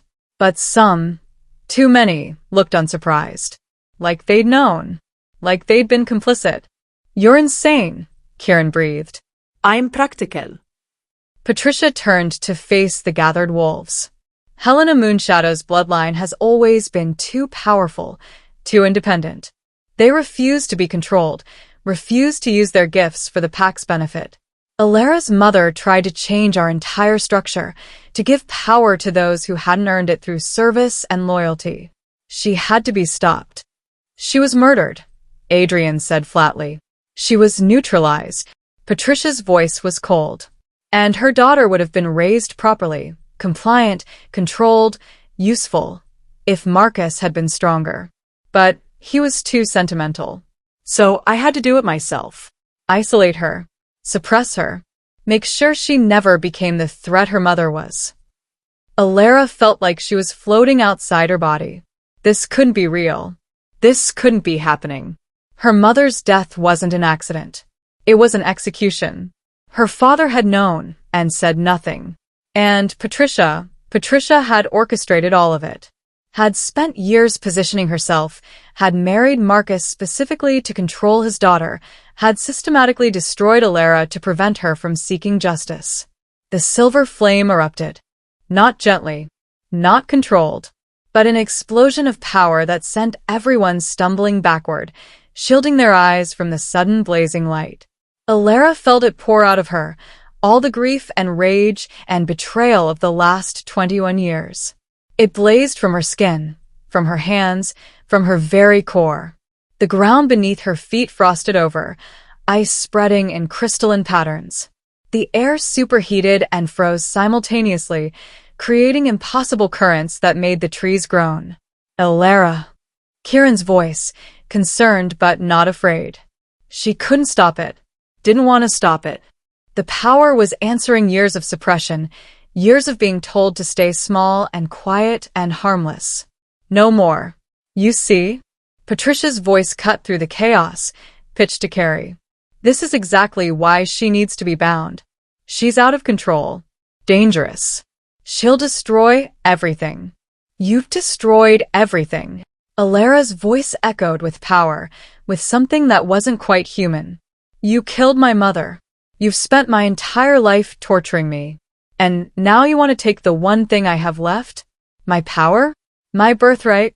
I want to protect this pack from another unstable luminary. Patricia had positioned herself near Marcus, using him as a shield. Your father understands. Don't you, Marcus? Tell her. Tell her how your mate's power nearly tore the pack apart. Tell her how we had no choice. Marcus Thorne looked at his daughter, really looked at her, for the first time in years. And Alara saw it. The moment he made his choice. Not her. Never her. I'm sorry, he whispered. But she's right. Your mother's power, it was too much. Too dangerous. I can't watch you become what she was. I can't lose another. You already lost me. Alara's voice was hollow. You lost me the day you chose to protect her killer instead of your daughter. The silver flame pulsed brighter, and Alara felt something shift inside her. Something fundamental. The last thread connecting her to this pack, to this family, to the life she'd known had snapped. And in its place, something else rose. Power. Pure and absolute and terrifying. The grimoire flew from where she'd set it, pages flipping open, silver light pouring from the ancient text. Words appeared in the air around her, written in flame and ice and pure moonlight. I am the daughter of the slain. I am the blood of the betrayed. I am the luminary you tried to destroy. And I claim what is mine. The words weren't hers. They were older, pulled from the grimoire, from her grandmother's knowledge, from every luminary who'd come before. The sacred ground responded. The boundary stones blazed to life. The temple in the distance lit up like a star. And beneath Alara's feet, symbols began to appear, carved not in stone but in the earth itself, glowing silver and spreading outward in vast concentric circles. She's activating the full consecration. Edmund's voice was panicked. Stop her. If she completes it, she'll have absolute authority over the sacred ground. Warriors moved forward, but Kieran was there, shifting partially, his wolf rising to the surface. His growl was primordial, a sound that made even the bravest wolves hesitate. You will not touch her. Stand aside, Alpha King. Patricia's voice was sharp. This is pack business. She's my mate. Kieran's voice was absolute. That makes it my business. And if you think I'll let you bind her power, you're delusional. Then you're choosing to interfere. Patricia's smile was victorious. Witnesses, you've heard him. The Alpha King is attempting to override pack authority. This is grounds for. For what? Adrian's voice cut through. He's claiming his mate. That's his right under moon law. Unless you want to argue that a mate bond isn't valid, that would be an interesting position for the Wolf Council to hear. Patricia's expression darkened. She'd been outmaneuvered, and she knew it. But she had one card left to play. Marcus, she said softly, as her father, you have the right to invoke protective custody, to consent to the binding ritual on her behalf if she's deemed incapable of making sound decisions. No. Alara's eyes flew to her father. He wouldn't. He couldn't. Marcus Thorne looked at his daughter, at the power blazing around her, at the symbols spreading across the sacred ground. And he nodded. I invoke protective custody, he said, his voice breaking. For her own safety. I consent to the binding. The betrayal was complete. Alara felt something crack inside her chest. Not her power, that was burning brighter than ever, but her heart, the last fragile piece that had hoped, despite everything, that her father might choose her. He hadn't. He never would. The silver flame exploded outward in a shockwave that sent everyone, except Kieran, stumbling back. Trees bent, the ground shook, and the very air seemed to tear. And in that moment, Alara made her choice. She ran. Not back toward Crescent Falls. Not toward safety or shelter. Deeper into the sacred circle. Toward the heart of the consecrated ground, where the power was strongest. Where her grandmother had left one final secret. She heard Kieran call her name. Heard him start to follow. But the sacred ground responded to her blood, to her command. Walls of silver flame rose behind her, cutting off pursuit. Not to hurt, never to hurt, but to protect. To give her the space she needed. Because Alara finally understood. This wasn't about proving she could control her power. This was about accepting what she truly was. Not broken. Not dangerous. Not a threat to be contained. A luminary. The last of her bloodline. The keeper of her grandmother's legacy. The inheritor of power that had been systematically suppressed because it threatened those who ruled through fear rather than strength. And she was done asking permission to exist. The temple loomed ahead, its walls blazing with sympathetic power. Alara burst through the entrance and collapsed onto the altar, her hands pressing against the cool white stone. Grandmother, she thought desperately. I need you. I need to know what to do. The grimoire appeared beside her, called by her will, by her need. It fell open to a page near the back, one she hadn't reached yet. And there, in Helena's hand, were the words Alara needed. My darling granddaughter. If you're reading this, then the worst has happened. They've betrayed you, broken you, tried to take everything. But you're still standing. That means you're ready for the truth. The binding ritual they'll try to perform? It only works if you let it. If you accept the narrative that you're too dangerous, too broken, too much. But you're not too much. You're exactly enough. And there's a ritual they don't know about. One I've kept secret, passed down only to true luminaries in their darkest hour. The awakening. It will take everything you are and burn it clean. Will strip away the fear and the pain and the conditioning, leaving only pure power. Pure purpose. But it comes at a cost. Once you awaken fully, you can never go back. Can never be the quiet, compliant girl they tried to make you. You will be luminary in truth, powerful, dangerous to those who seek to control, impossible to ignore. You will be alone. Unless you choose to trust the mate the moon sends you. Unless you let him stand beside you in the fire and emerge together. The choice is yours, my darling girl. But choose quickly. Because they're coming. And this time, they won't stop until you're destroyed or transformed. I believe in you. I have always believed in you. Now believe in yourself. Alara looked up from the page, tears streaming down her face. Behind her, she could hear them coming. Patricia's voice, commanding the warriors to break through the flames. Her father's protests, weak and ineffectual. The pack, divided between those who feared her and those who were starting to see the truth. And Kieran, calling her name, demanding to be let through. His wolf howling with the need to reach his mate. Alara stood on the altar, the grimoire in her hands, and faced the choice. Stay small and be destroyed. Or burn bright and transform. The silver flame pulsed, waiting for her decision. And in the distance, the sun began to rise. Alara chose fire. Not destruction.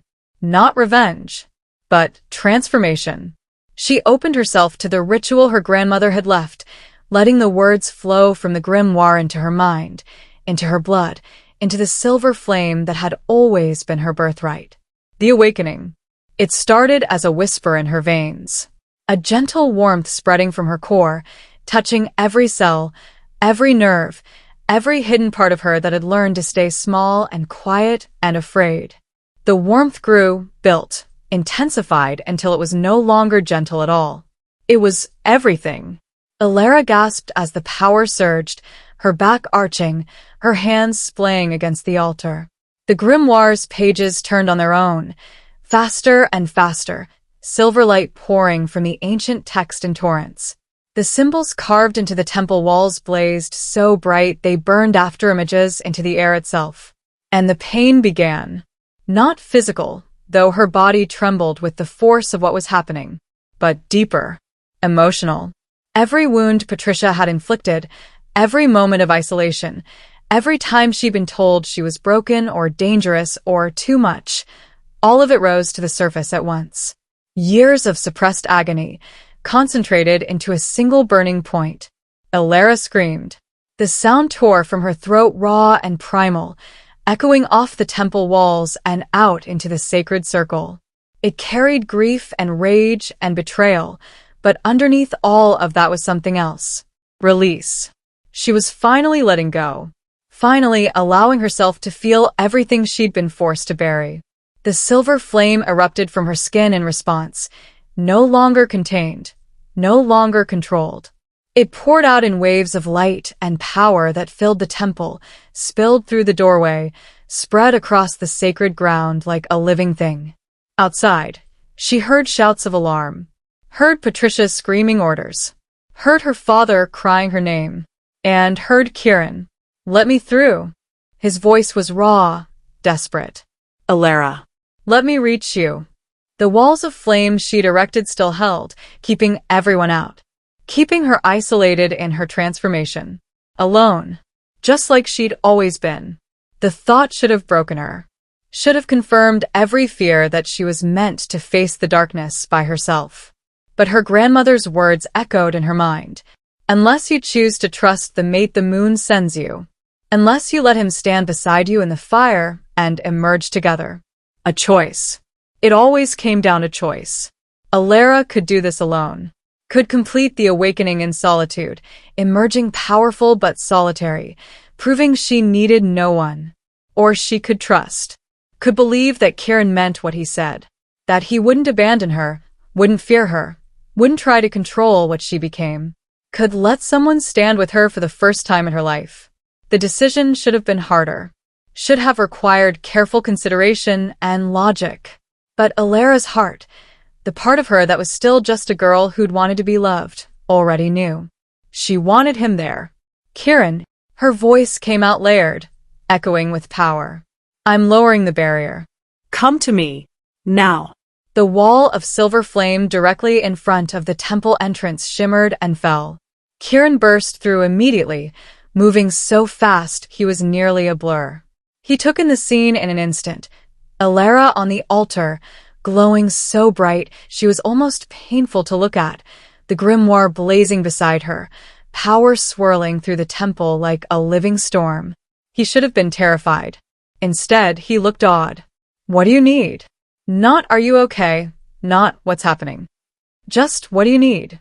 The question was so perfectly him, so completely focused on her agency, that Alara felt something in her chest crack open even further. The ritual, she gasped, fighting to speak through the power that wanted to consume her entirely. The awakening. It's too much. Too intense. The grimoire says. She struggled to focus on the words still visible on the page. Says a luminary can do it alone, but it's safer with an anchor. Someone to ground the power. To keep me, her voice broke. To keep me from burning away entirely. Understanding flashed across Kieran's face. What do I do? Take my hands. Don't let go no matter what happens. And this was harder. Admitting vulnerability, admitting need. Don't let me disappear. Keep calling me back. Remind me who I am. Alara. He said her name like a vow. I will hold you through this. Through anything. He climbed onto the altar with her, taking her glowing hands in his without hesitation. The moment their skin connected, his power rose to meet hers, that massive, ancient wolf presence that spoke of northern mountains and endless forests. The two forces collided. For a heartbeat, Alara thought it would be a disaster, that their powers would clash, would tear each other apart. But instead, they wove together. Silver flame and wolf dark strength, light and shadow, moon and earth. They spiraled around each other, through each other, creating something entirely new. Something that was neither his power nor hers, but belonged to both of them. The mate bond. Not just acknowledged anymore. Activated. Burning into existence with a force that made the air itself scream. Alara felt it snap into place and gasped. It was like gaining a new sense, like suddenly being able to see colors that had never existed before. She could feel Kieran, not just his physical presence, but his emotions, his wolf, his very soul. His absolute conviction that she was worth this. Worth everything. The awakening ritual seized the bond and pulled. Alara's consciousness fragmented, pulled in a dozen directions at once. She was in the temple and also flying above it, seeing the sacred circles spread out below like a geometric pattern of light. She was in her body and also dissolving into pure energy, becoming one with the silver flame itself. She felt herself starting to drift, starting to lose cohesion. Then Kieran's voice cut through. Alara, stay with me. I've got you. His hands tightened on hers, his power wrapping around her scattered consciousness like a net, like an anchor, pulling her back together. Tell me who you are, he commanded, his voice resonating through the bond. Say it. Remind yourself. Her voice came from everywhere and nowhere. I'm Alara. Alara Thorne, daughter of, she stopped. Couldn't say it. Couldn't claim a father who'd just betrayed her. Daughter of Mira Moonshadow, Kieran said firmly. Granddaughter of Helena. Last of the luminary bloodline. My mate. Say it. Daughter of Mira Moonshadow. The name grounded her. Her mother's name, not her father's. The bloodline that mattered. Granddaughter of Helena. Last of the luminaries.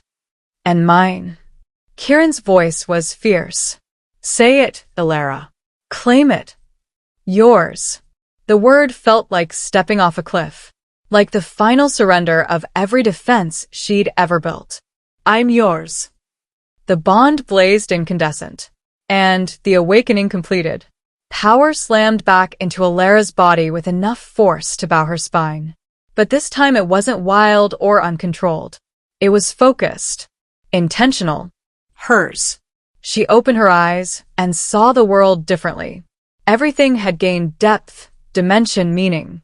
She could see the threads of power running through the sacred ground like veins of silver light.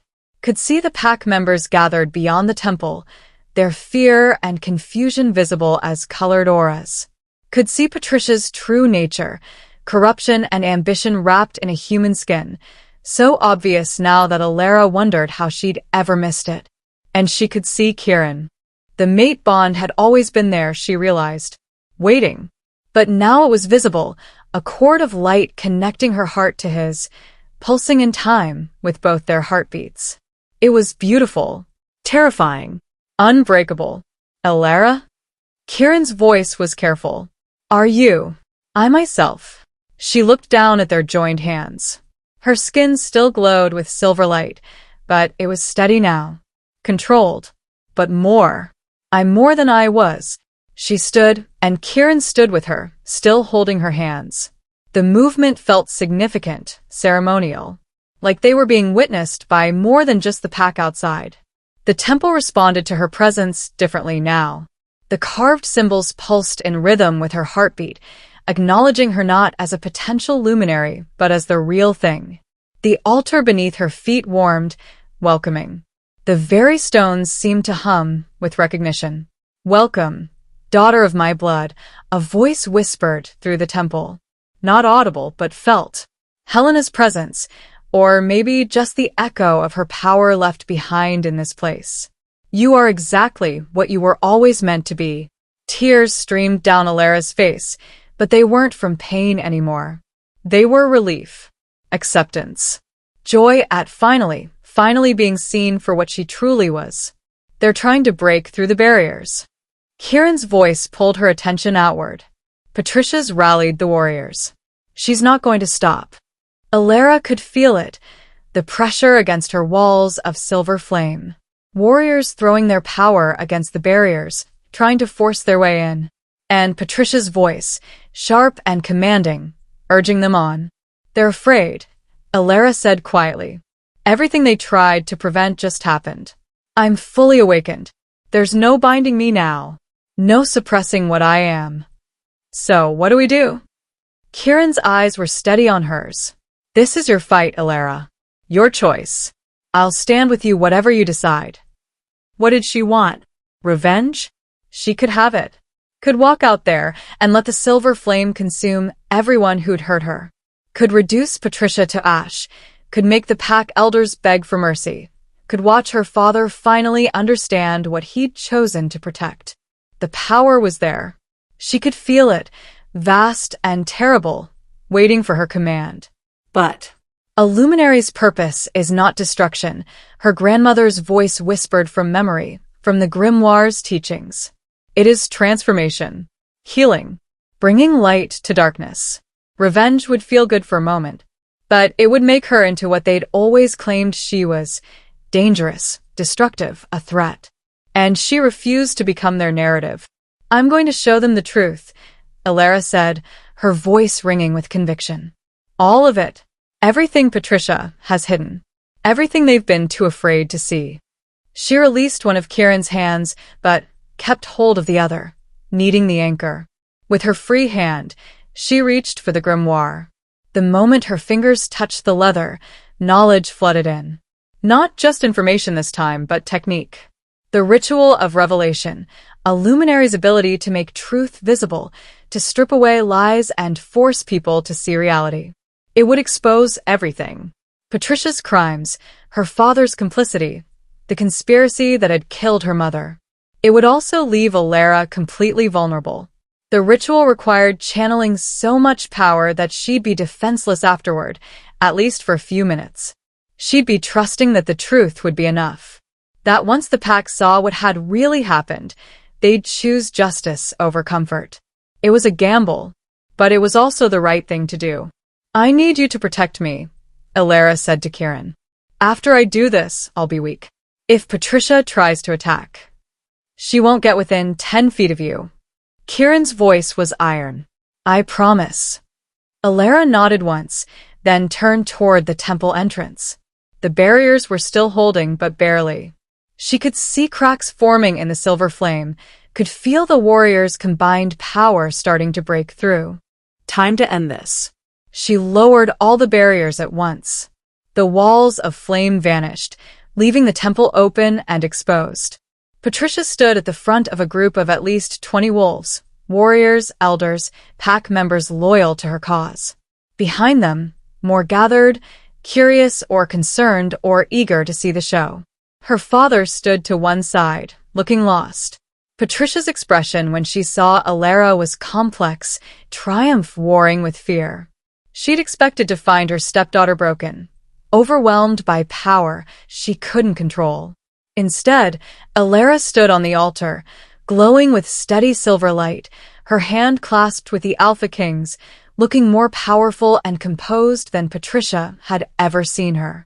"Stand down, Alara." Patricia's voice was sharp. "You've violated sacred law, performed forbidden rituals without elder supervision.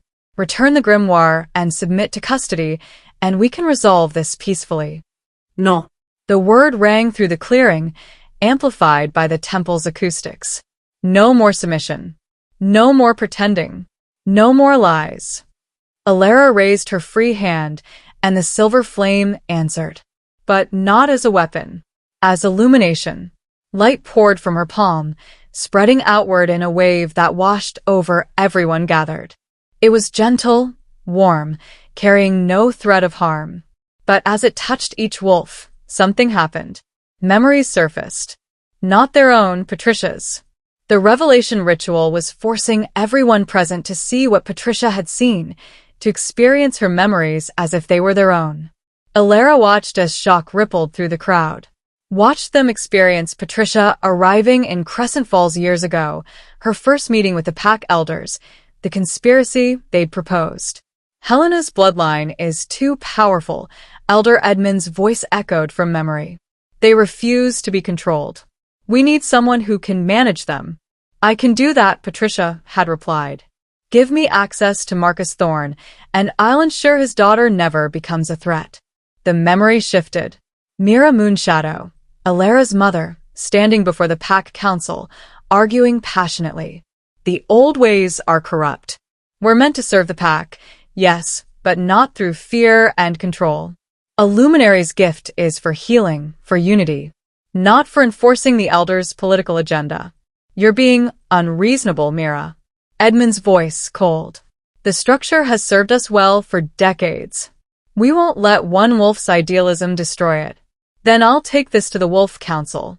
They'll investigate, and when they find, you won't do anything." The memory jumped forward. A forest at night. Mira surrounded by pack warriors, her eyes wide with betrayal. "Edmund? What is this?" I'm sorry, Mira. "But you've become too dangerous. Too willing to expose things that should remain buried." The attack happened fast. Multiple wolves moving in coordination, overwhelming Mira before she could fully access her power. Silver flame flaring desperately, then guttering as claws found vital points. Her last thought, visible in the memory, "Marcus, protect our daughter." Please. The crowd was reeling, some crying out in horror, others stumbling back from the force of the revealed truth. But Alara wasn't done. More memories spilled forth. Patricia's calculated seduction of Marcus Thorne, her positioning of Vivian as the perfect daughter, every deliberate isolation and humiliation she'd inflicted on Alara over the years. And the final piece, the conversation from just last night, when Patricia had gathered her allies. "The girl is awakening," Patricia had said. "If we don't stop her now, she'll become what her mother was. Powerful enough to challenge us. To expose everything. Then we bind her power," Edmund had replied. "Use the father's consent. And if she resists, then we make her disappear. An unfortunate accident, like her mother." The memory ended. The silver light faded. And Alara collapsed. The ritual had taken everything, just like she'd known it would. Her legs gave out, her vision swimming. But before she could hit the stone, Kieran was there, catching her, cradling her against his chest. "I've got you," he murmured. "You did it." They saw everything. Alara could barely focus, but she could hear the reaction. Shouts of outrage. Accusations flying. Someone, Daniel, the young warrior who'd shown her kindness, demanding Edmund's arrest. Others calling for Patricia to be seized. And her father, his voice broken. "Mira. Oh gods, Mira, I'm so sorry. Too little, too late." Patricia was screaming, her composure completely shattered. Lies. All lies. She's manipulating you with her power. Can't you see? This is exactly why she's dangerous. But no one was listening, because the revelation ritual couldn't be faked. Couldn't show false memories or manufactured evidence. It was pure truth, verified by the sacred ground itself. Everyone had seen what Patricia truly was, and they were turning on her. Alara felt a fierce satisfaction even through the exhaustion. Justice. Finally, justice for her mother, for herself, for... The ground shook. Not metaphorically. Literally shook, a deep rumbling that made the temple stones grind against each other. The sacred symbols flared brighter, not in response to Alara's power, but to something else. Something wrong.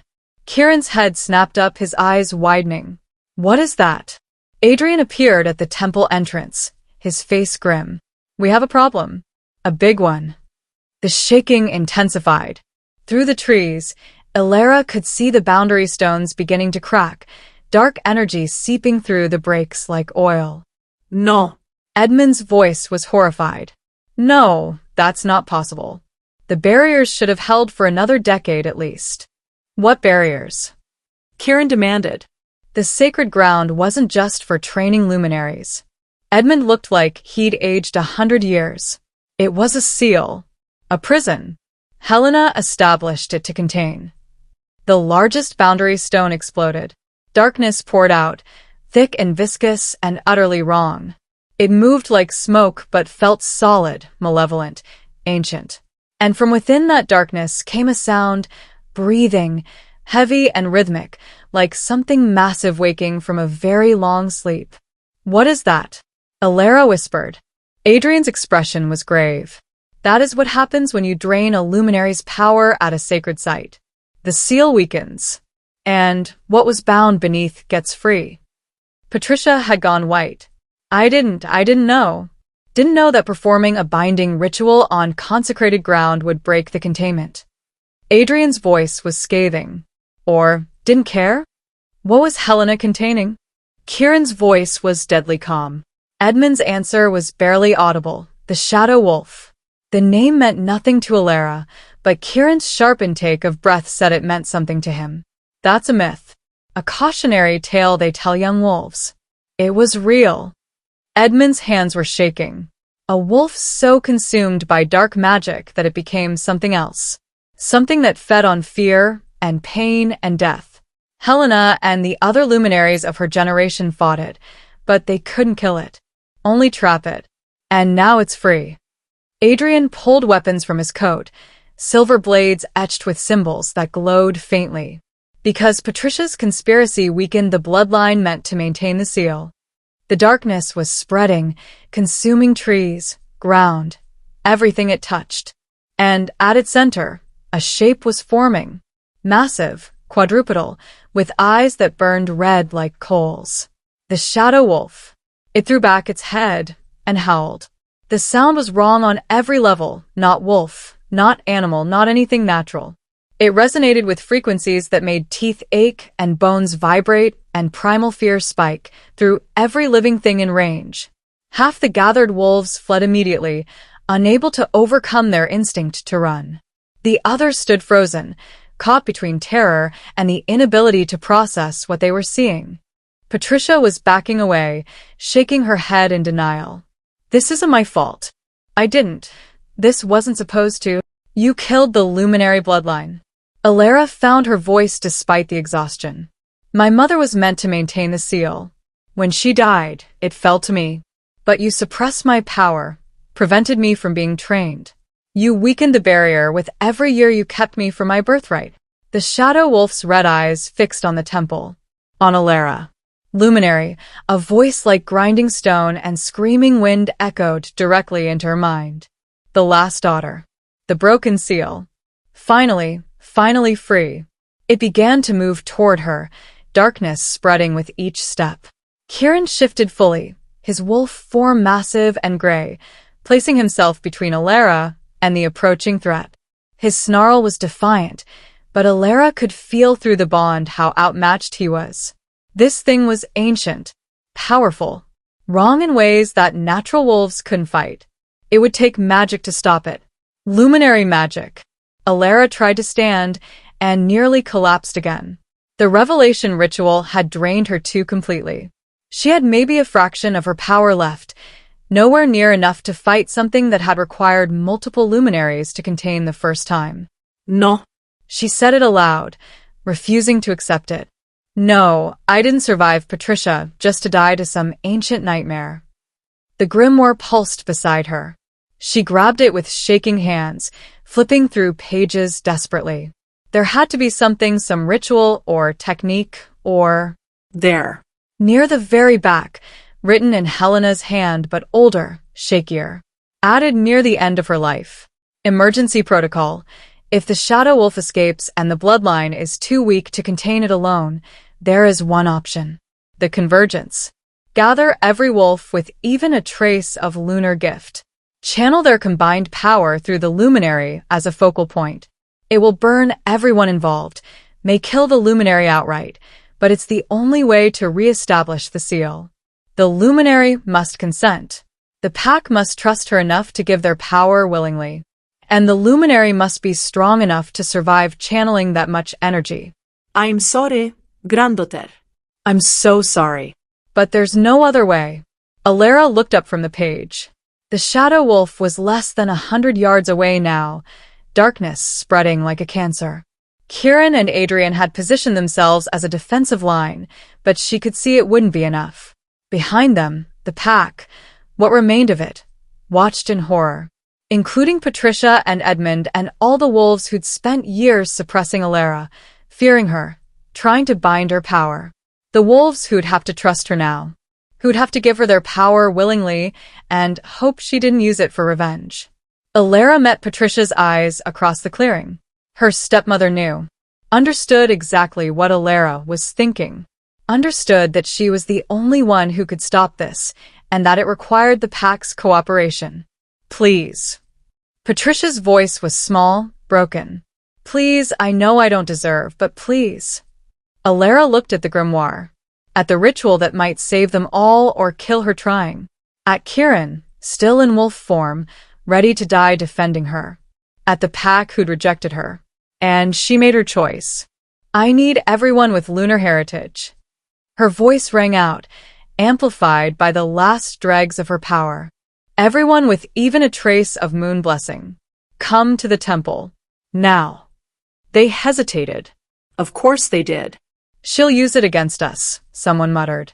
She'll take our power and what? Alara's laugh was bitter. Take revenge? I could do that without your help. But that thing, she pointed at the shadow wolf.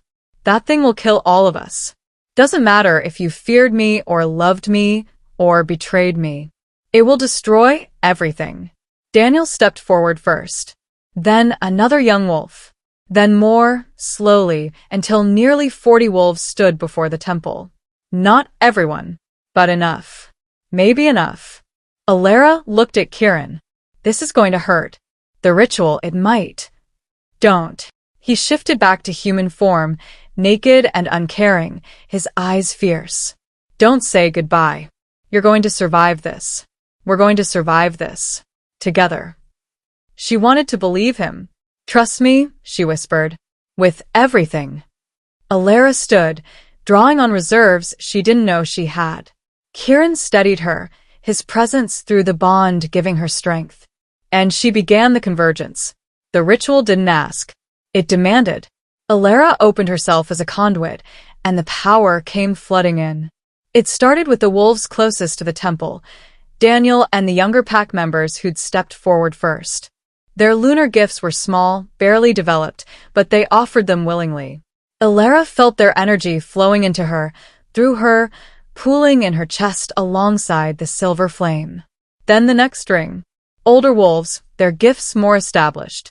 She felt their hesitation, their fear, but they gave anyway because the shadow wolf was nearly upon them and terror was a powerful motivator.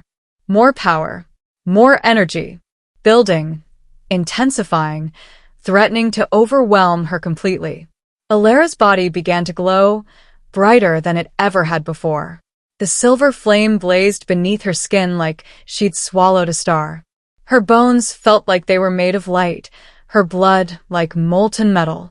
Every cell was burning with power that wasn't entirely hers.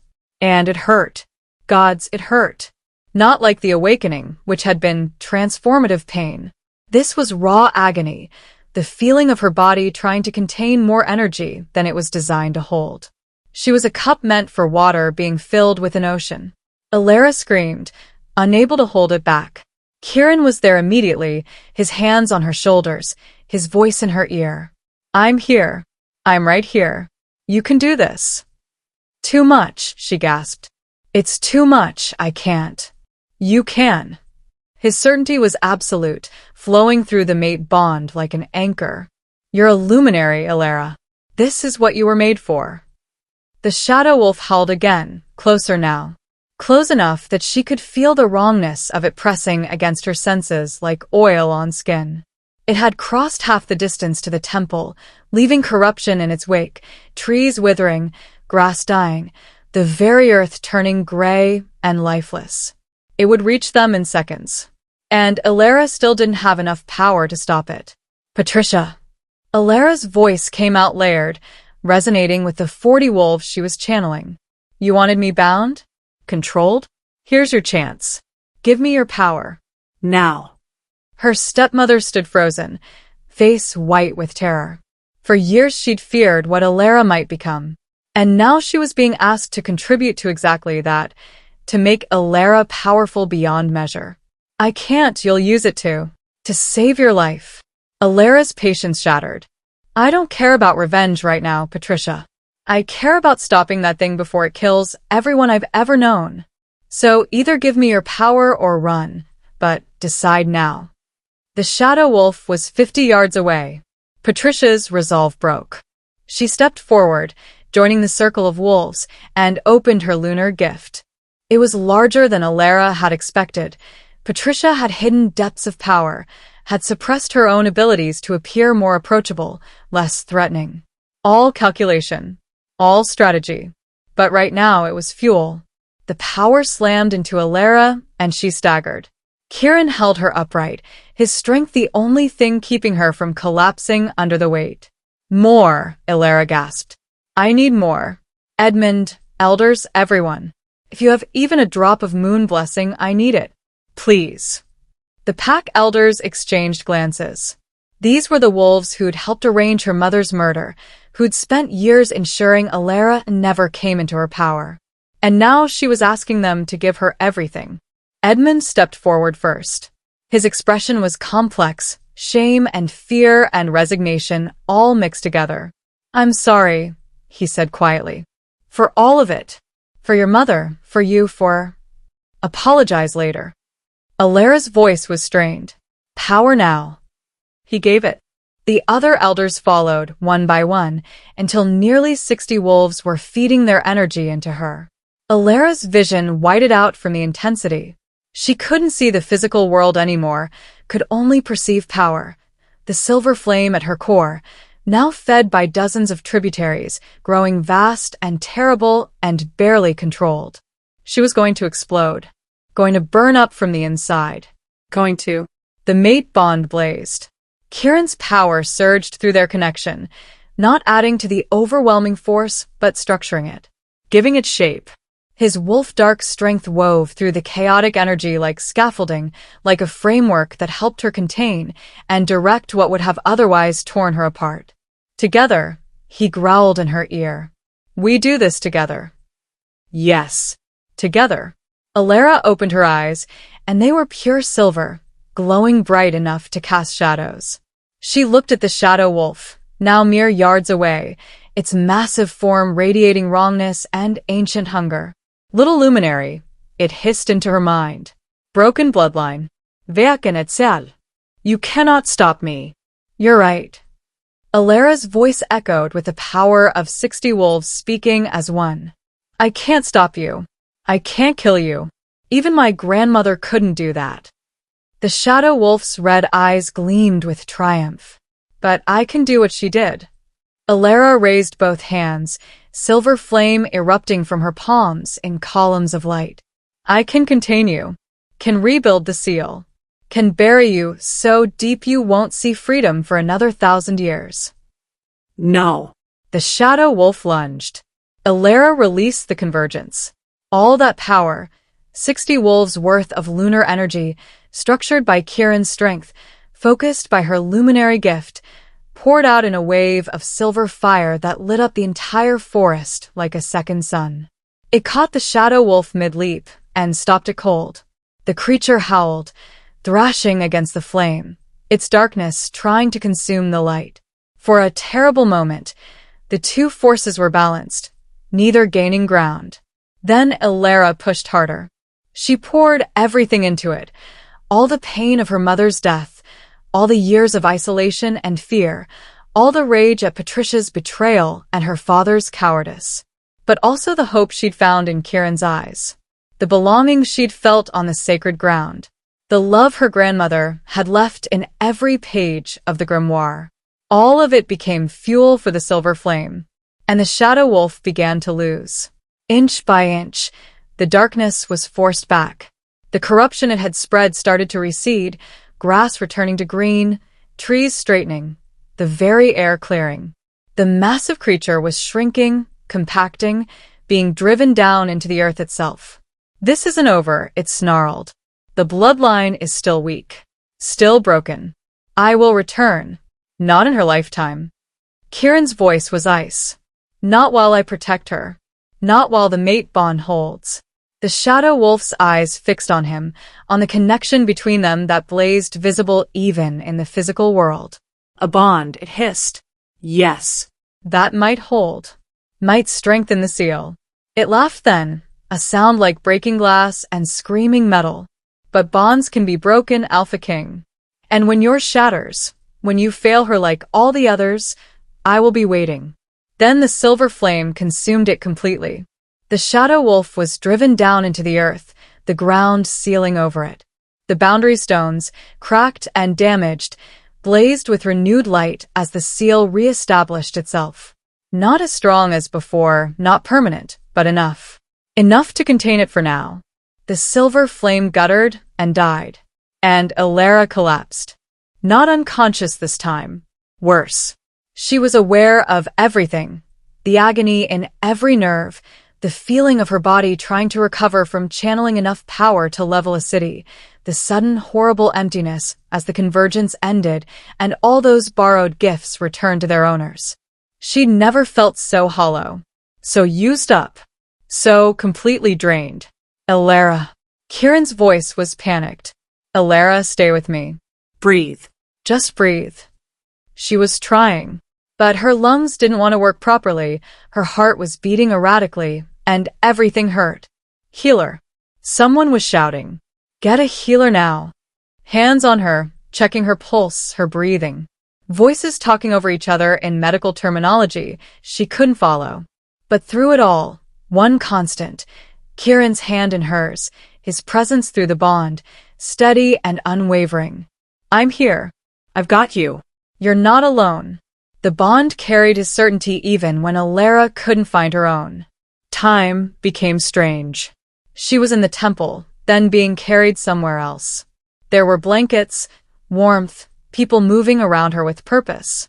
Her father's voice thick with tears. Will she? She'll survive. A healer's voice, older, professional. But she's burned through most of her reserves. She needs rest. Time. And a pause. She needs to not channel that much power again for at least a month, or it will kill her. Alara wanted to laugh. A month. As if she had any intention of doing that again in her entire lifetime. Gradually, the pain receded from unbearable to merely excruciating. Feeling returned to her extremities. Her vision cleared enough to see that she was back in the cave shelter, wrapped in every blanket they could find, with Kieran sitting beside her looking like he'd aged 10 years. Hey, she croaked. His head snapped up, relief flooding his features. Hey yourself. You scared the hell out of me. Sorry. Her voice was barely a whisper. Did it work? The seal? It worked. The shadow wolf is contained. The sacred ground is stable. Kieran's hand tightened on hers. You saved them, Alara. Saved everyone. Saved the pack that had rejected her. The elders who'd murdered her mother. Patricia, who'd tormented her for years. She should feel triumphant. Vindicated. Instead, she just felt tired. What happens now? Alara asked. Kieran's expression hardened. Now there are consequences. Patricia and Edmund have been taken into custody. Adrian's already contacted the Wolf Council. They're sending investigators.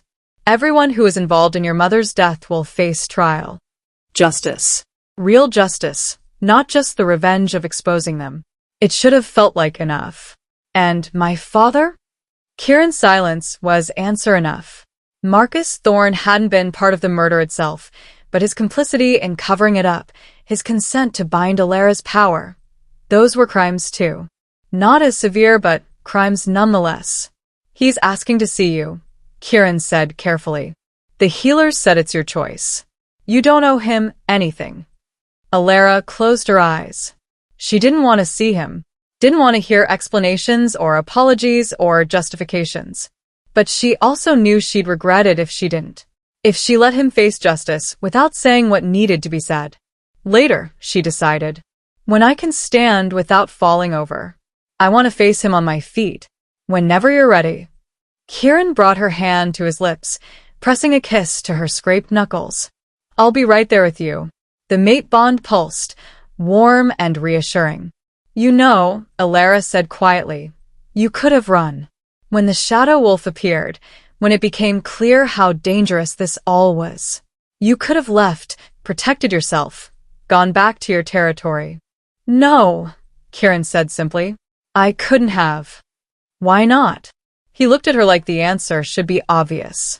Because you're my mate, my partner, my equal.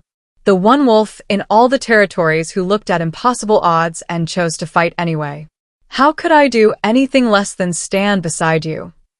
Tears pricked at Alara's eyes. She'd spent so long believing she was too much, too broken, too dangerous to be loved. And here was this powerful, complicated, incredible alpha telling her she was exactly enough. I haven't formally accepted the bond, she pointed out. Haven't done the ceremony or made it official. I know. Kieran's smile was soft. I'm not worried. You'll accept when you're ready. And if you're never ready, he swallowed hard. Then I'll still stand beside you. Mate bond or not. Gods, he meant it. She could feel it through their connection, could see it in his eyes. He would love her, formally bonded or not. Would protect her, support her, be her partner regardless of ceremonies or official status. Kieran. His name came out thick with emotion. Yeah, I accept. The words felt monumental, terrifying, absolutely right. The mate bond. You. All of it. I accept. The bond had been there before, activated during the awakening ritual. But this was different. This was conscious choice, deliberate acceptance. The moment Alara spoke the words, the connection blazed incandescent.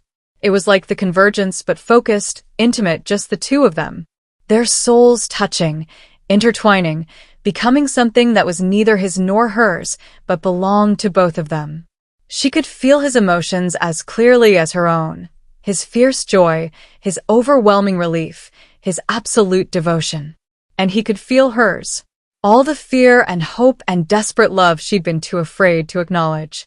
When the blazing intensity faded to a steady warmth, they were both crying. Kieran cupped her face in his hands, so gentle despite the strength she knew he possessed. I love you. I've loved you since the moment I caught your scent and knew my entire life had been leading to finding you. I love you too. The words felt like flying, like freedom. Even though I barely know you. Even though this is all happening too fast. I love you. He kissed her then, soft and reverent, like she was something precious and fragile. She kissed him back like he was the answer to every question she'd ever asked. When they finally broke apart, both breathing hard, Alara felt something settle in her chest. Something that felt like peace. She'd lost so much. Her mother, her father's love, the pack she'd grown up in. Years of her life to Patricia's manipulations and her own suppressed power. But she'd gained something too. Herself. Her power, fully awakened and acknowledged. Her grandmother's legacy, no longer hidden but claimed. And a mate who looked at her like she hung the moon. The days that followed were chaos. The Wolf Council arrived, 3 impartial investigators who took statements, examined evidence, reviewed the memories Alara's revelation ritual had exposed. Patricia and Edmund were officially charged with conspiracy to murder and multiple counts of power suppression. The other elders who'd been involved faced lesser charges. And Marcus Thorne. Alara finally agreed to see him on the 3rd day after the Shadow Wolf's containment. He came to the cave shelter where she was still recovering, looking hollow and broken. Kieran stayed at her side, a silent, supportive presence. Alara. Her father's voice cracked. I don't know what to say. Then don't say anything. Alara's voice was flat. Just listen. He nodded, sinking onto a rock like his legs wouldn't hold him anymore. You failed me. The words came easier than she'd expected. You failed Mom when you let her killers go unpunished. And you failed me every day after, when you chose comfort over truth. When you let Patricia isolate me, when you stood by while she stole my birthright, when you consented to bind my power. I was afraid. Tears streamed down his face. Your mother's power was so vast, so overwhelming. When she died, when I saw what the pack was capable of, I thought if I just cooperated, if I kept you small and quiet, they wouldn't hurt you too. So you hurt me instead. Alara's laugh was bitter. You tried to make me invisible so they wouldn't see me as a threat. But all you did was make me vulnerable. Make me defenseless against Patricia's cruelty. I know, and I'm so sorry. If I could go back. You can't. Alara cut him off. You can't undo any of it. Can't bring Mom back. Can't give me back the years you stole. Can't erase the fact that when I needed you most, you chose yourself. Marcus Thorne buried his face in his hands and sobbed. Alara watched without sympathy. She'd cried all her tears for him already during the long nights locked in her room, during the rite when he'd stood silent while Vivian took her place. She had nothing left to give him. The council will decide your punishment, she said. I won't speak for or against you. You'll face the consequences of your choices, whatever they are. That's fair. His voice was muffled by his hands. That's more than fair. And after this, after the trial and the sentencing, I don't want to see you again. The words should have hurt to say. They didn't. You're not my family anymore. You haven't been for a long time. He looked up at her, devastated. Alara, please. My name is Alara Moonshadow. She said it firmly, claiming her mother's name, her grandmother's legacy. Not Thorne. I'm done carrying your name like it means something. The only family I have now is the one I choose. She looked at Kieran, at the mate who'd stood beside her through impossible odds.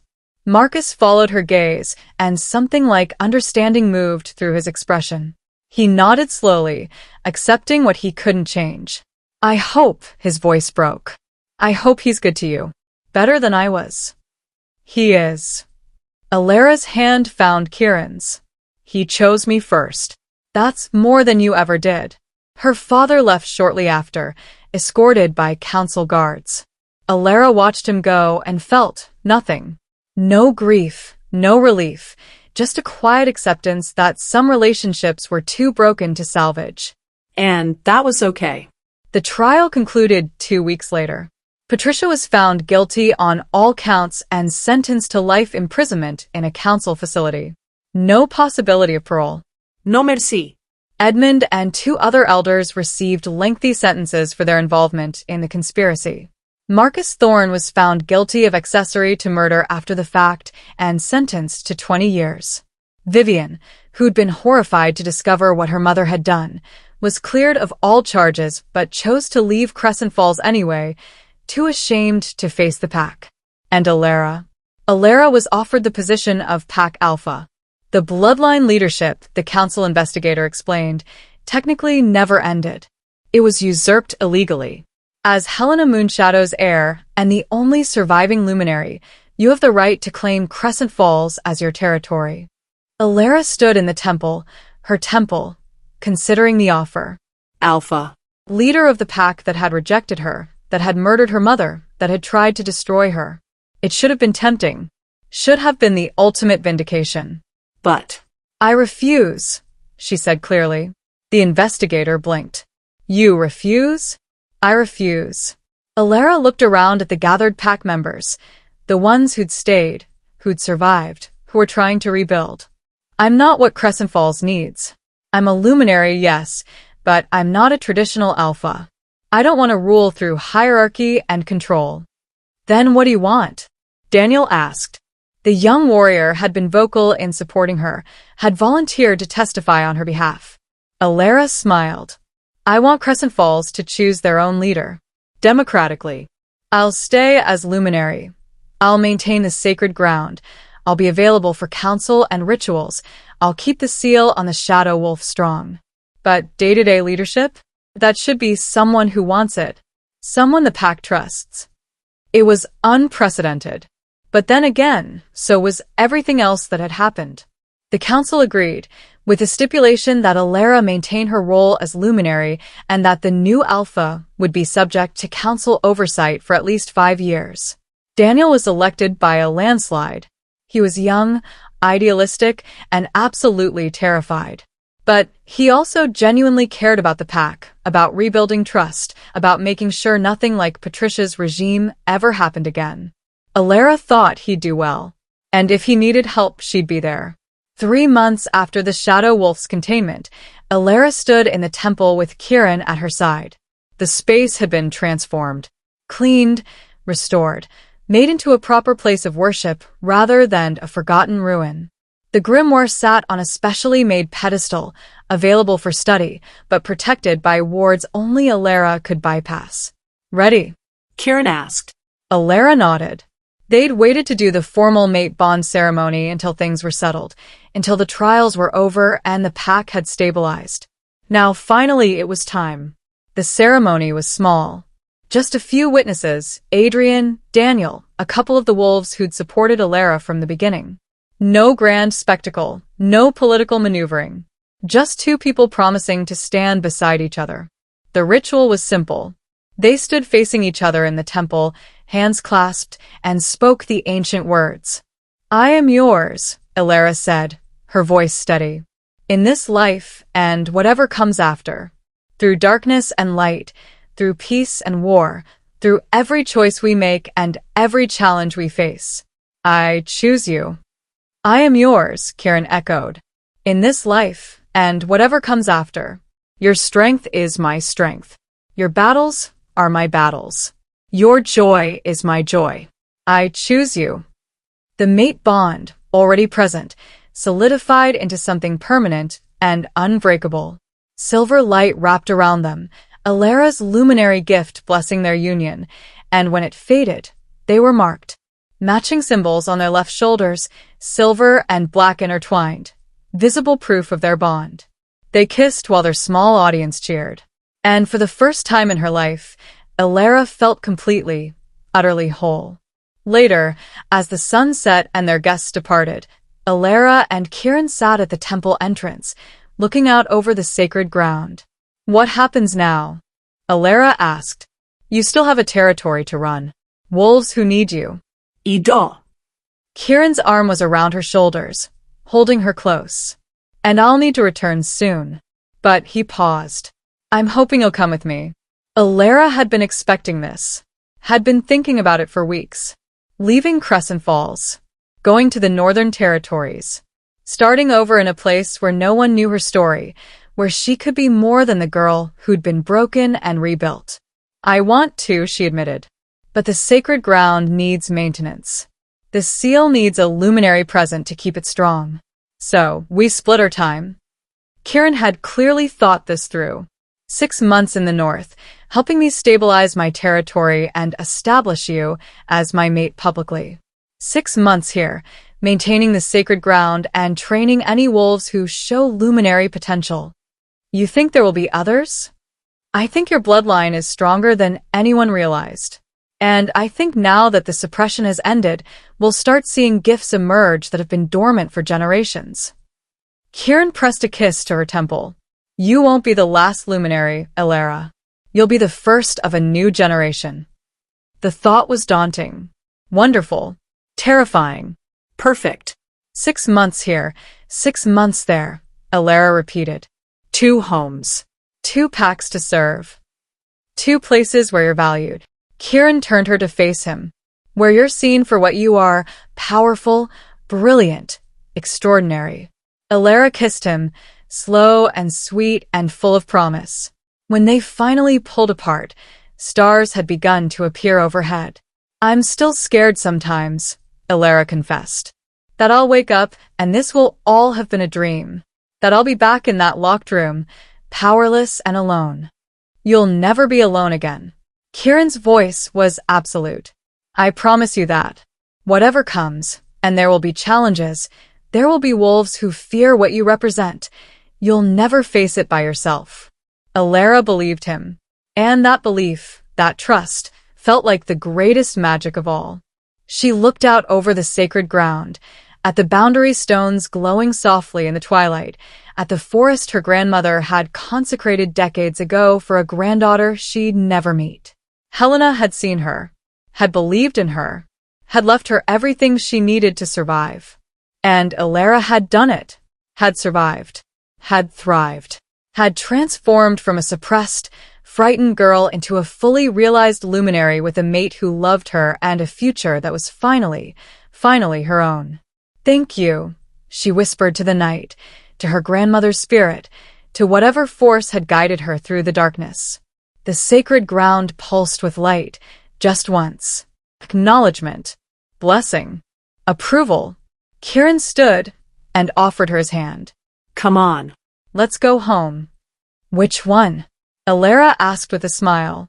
Whichever one you're in. He pulled her to her feet, to his side, to the beginning of their shared life. That's all the home I need. They walked away from the temple hand in hand, the mate bond singing between them, 2 wolves who'd found each other against impossible odds and chosen to face the future together. Behind them, the sacred ground settled into peaceful rest. The seal would hold, the bloodline would continue, and the luminary would rise again. But here's what I want you to think about, what I want you to carry with you as you go about your day. Would you have chosen her side? If you'd been in that pack, watching a girl manifest power she couldn't control, would you have seen a threat or a child who needed guidance? Would you have stood with Patricia when she wrapped cruelty in concern and called it protection? Or would you have been one of the few who questioned, who looked deeper, who recognized that sometimes the wolves we fear most are the ones who threaten the comfortable lies we've built our lives on? Elara lost everything before she found herself. Her mother, her father's love, years of her life to manipulation and abuse. But she also gained everything that truly mattered, her power, her purpose, her voice. She could have chosen revenge, could have let the silver flame consume everyone who'd hurt her. She chose transformation instead, chose to be the light that exposed truth rather than the darkness that destroyed it. That's what makes her a hero. Not the power, not the prophecy, not even the mate bond with an alpha king, but the choice, again and again, to be better than the wolves who'd broken her. So I ask you again, would you have chosen her? Would you have had the courage to stand beside someone the whole world called dangerous? Would you have been brave enough to see past the fear to the truth underneath? Or would you have been one of the ones who looked away when it mattered most? Think about it. Because the truth is, there are Elaras in our world too. People whose power makes others uncomfortable, whose truth threatens comfortable narratives, whose very existence challenges the status quo. And every day, we choose whether to stand with them or against them. Every day, we choose whether to be Patricia or Kieran, whether to suppress what we don't understand or protect it, whether to choose comfort or courage. What will you choose? If this story lit something inside you, If you felt Alara's pain and celebrated her triumph, if Kieran's devotion made your heart race, if you wanted to scream at Patricia and cheer when justice finally came, then you need to subscribe to Cynthia Shifter Romance. Because here, we don't tell stories about perfect people in easy situations. We tell stories about broken wolves who find their strength, about mates who choose each other against impossible odds, about power that's been suppressed finally breaking free, about girls who are told they were too much becoming women who are exactly enough. We tell stories that burn, that heal, that remind you why you fell in love with Shifter Romance in the first place. So hit that subscribe button. Let these stories become part of your world. Because Alara's journey isn't over. There are still mysteries in the sacred ground, still threats lurking in the shadows, still challenges for a newly mated luminary and her alpha king to face. And you're going to want to be here when those stories unfold. Subscribe to Cynthia Shifter Romance, where the wolves are fierce, the romance is real, and the heroines never apologize for being powerful,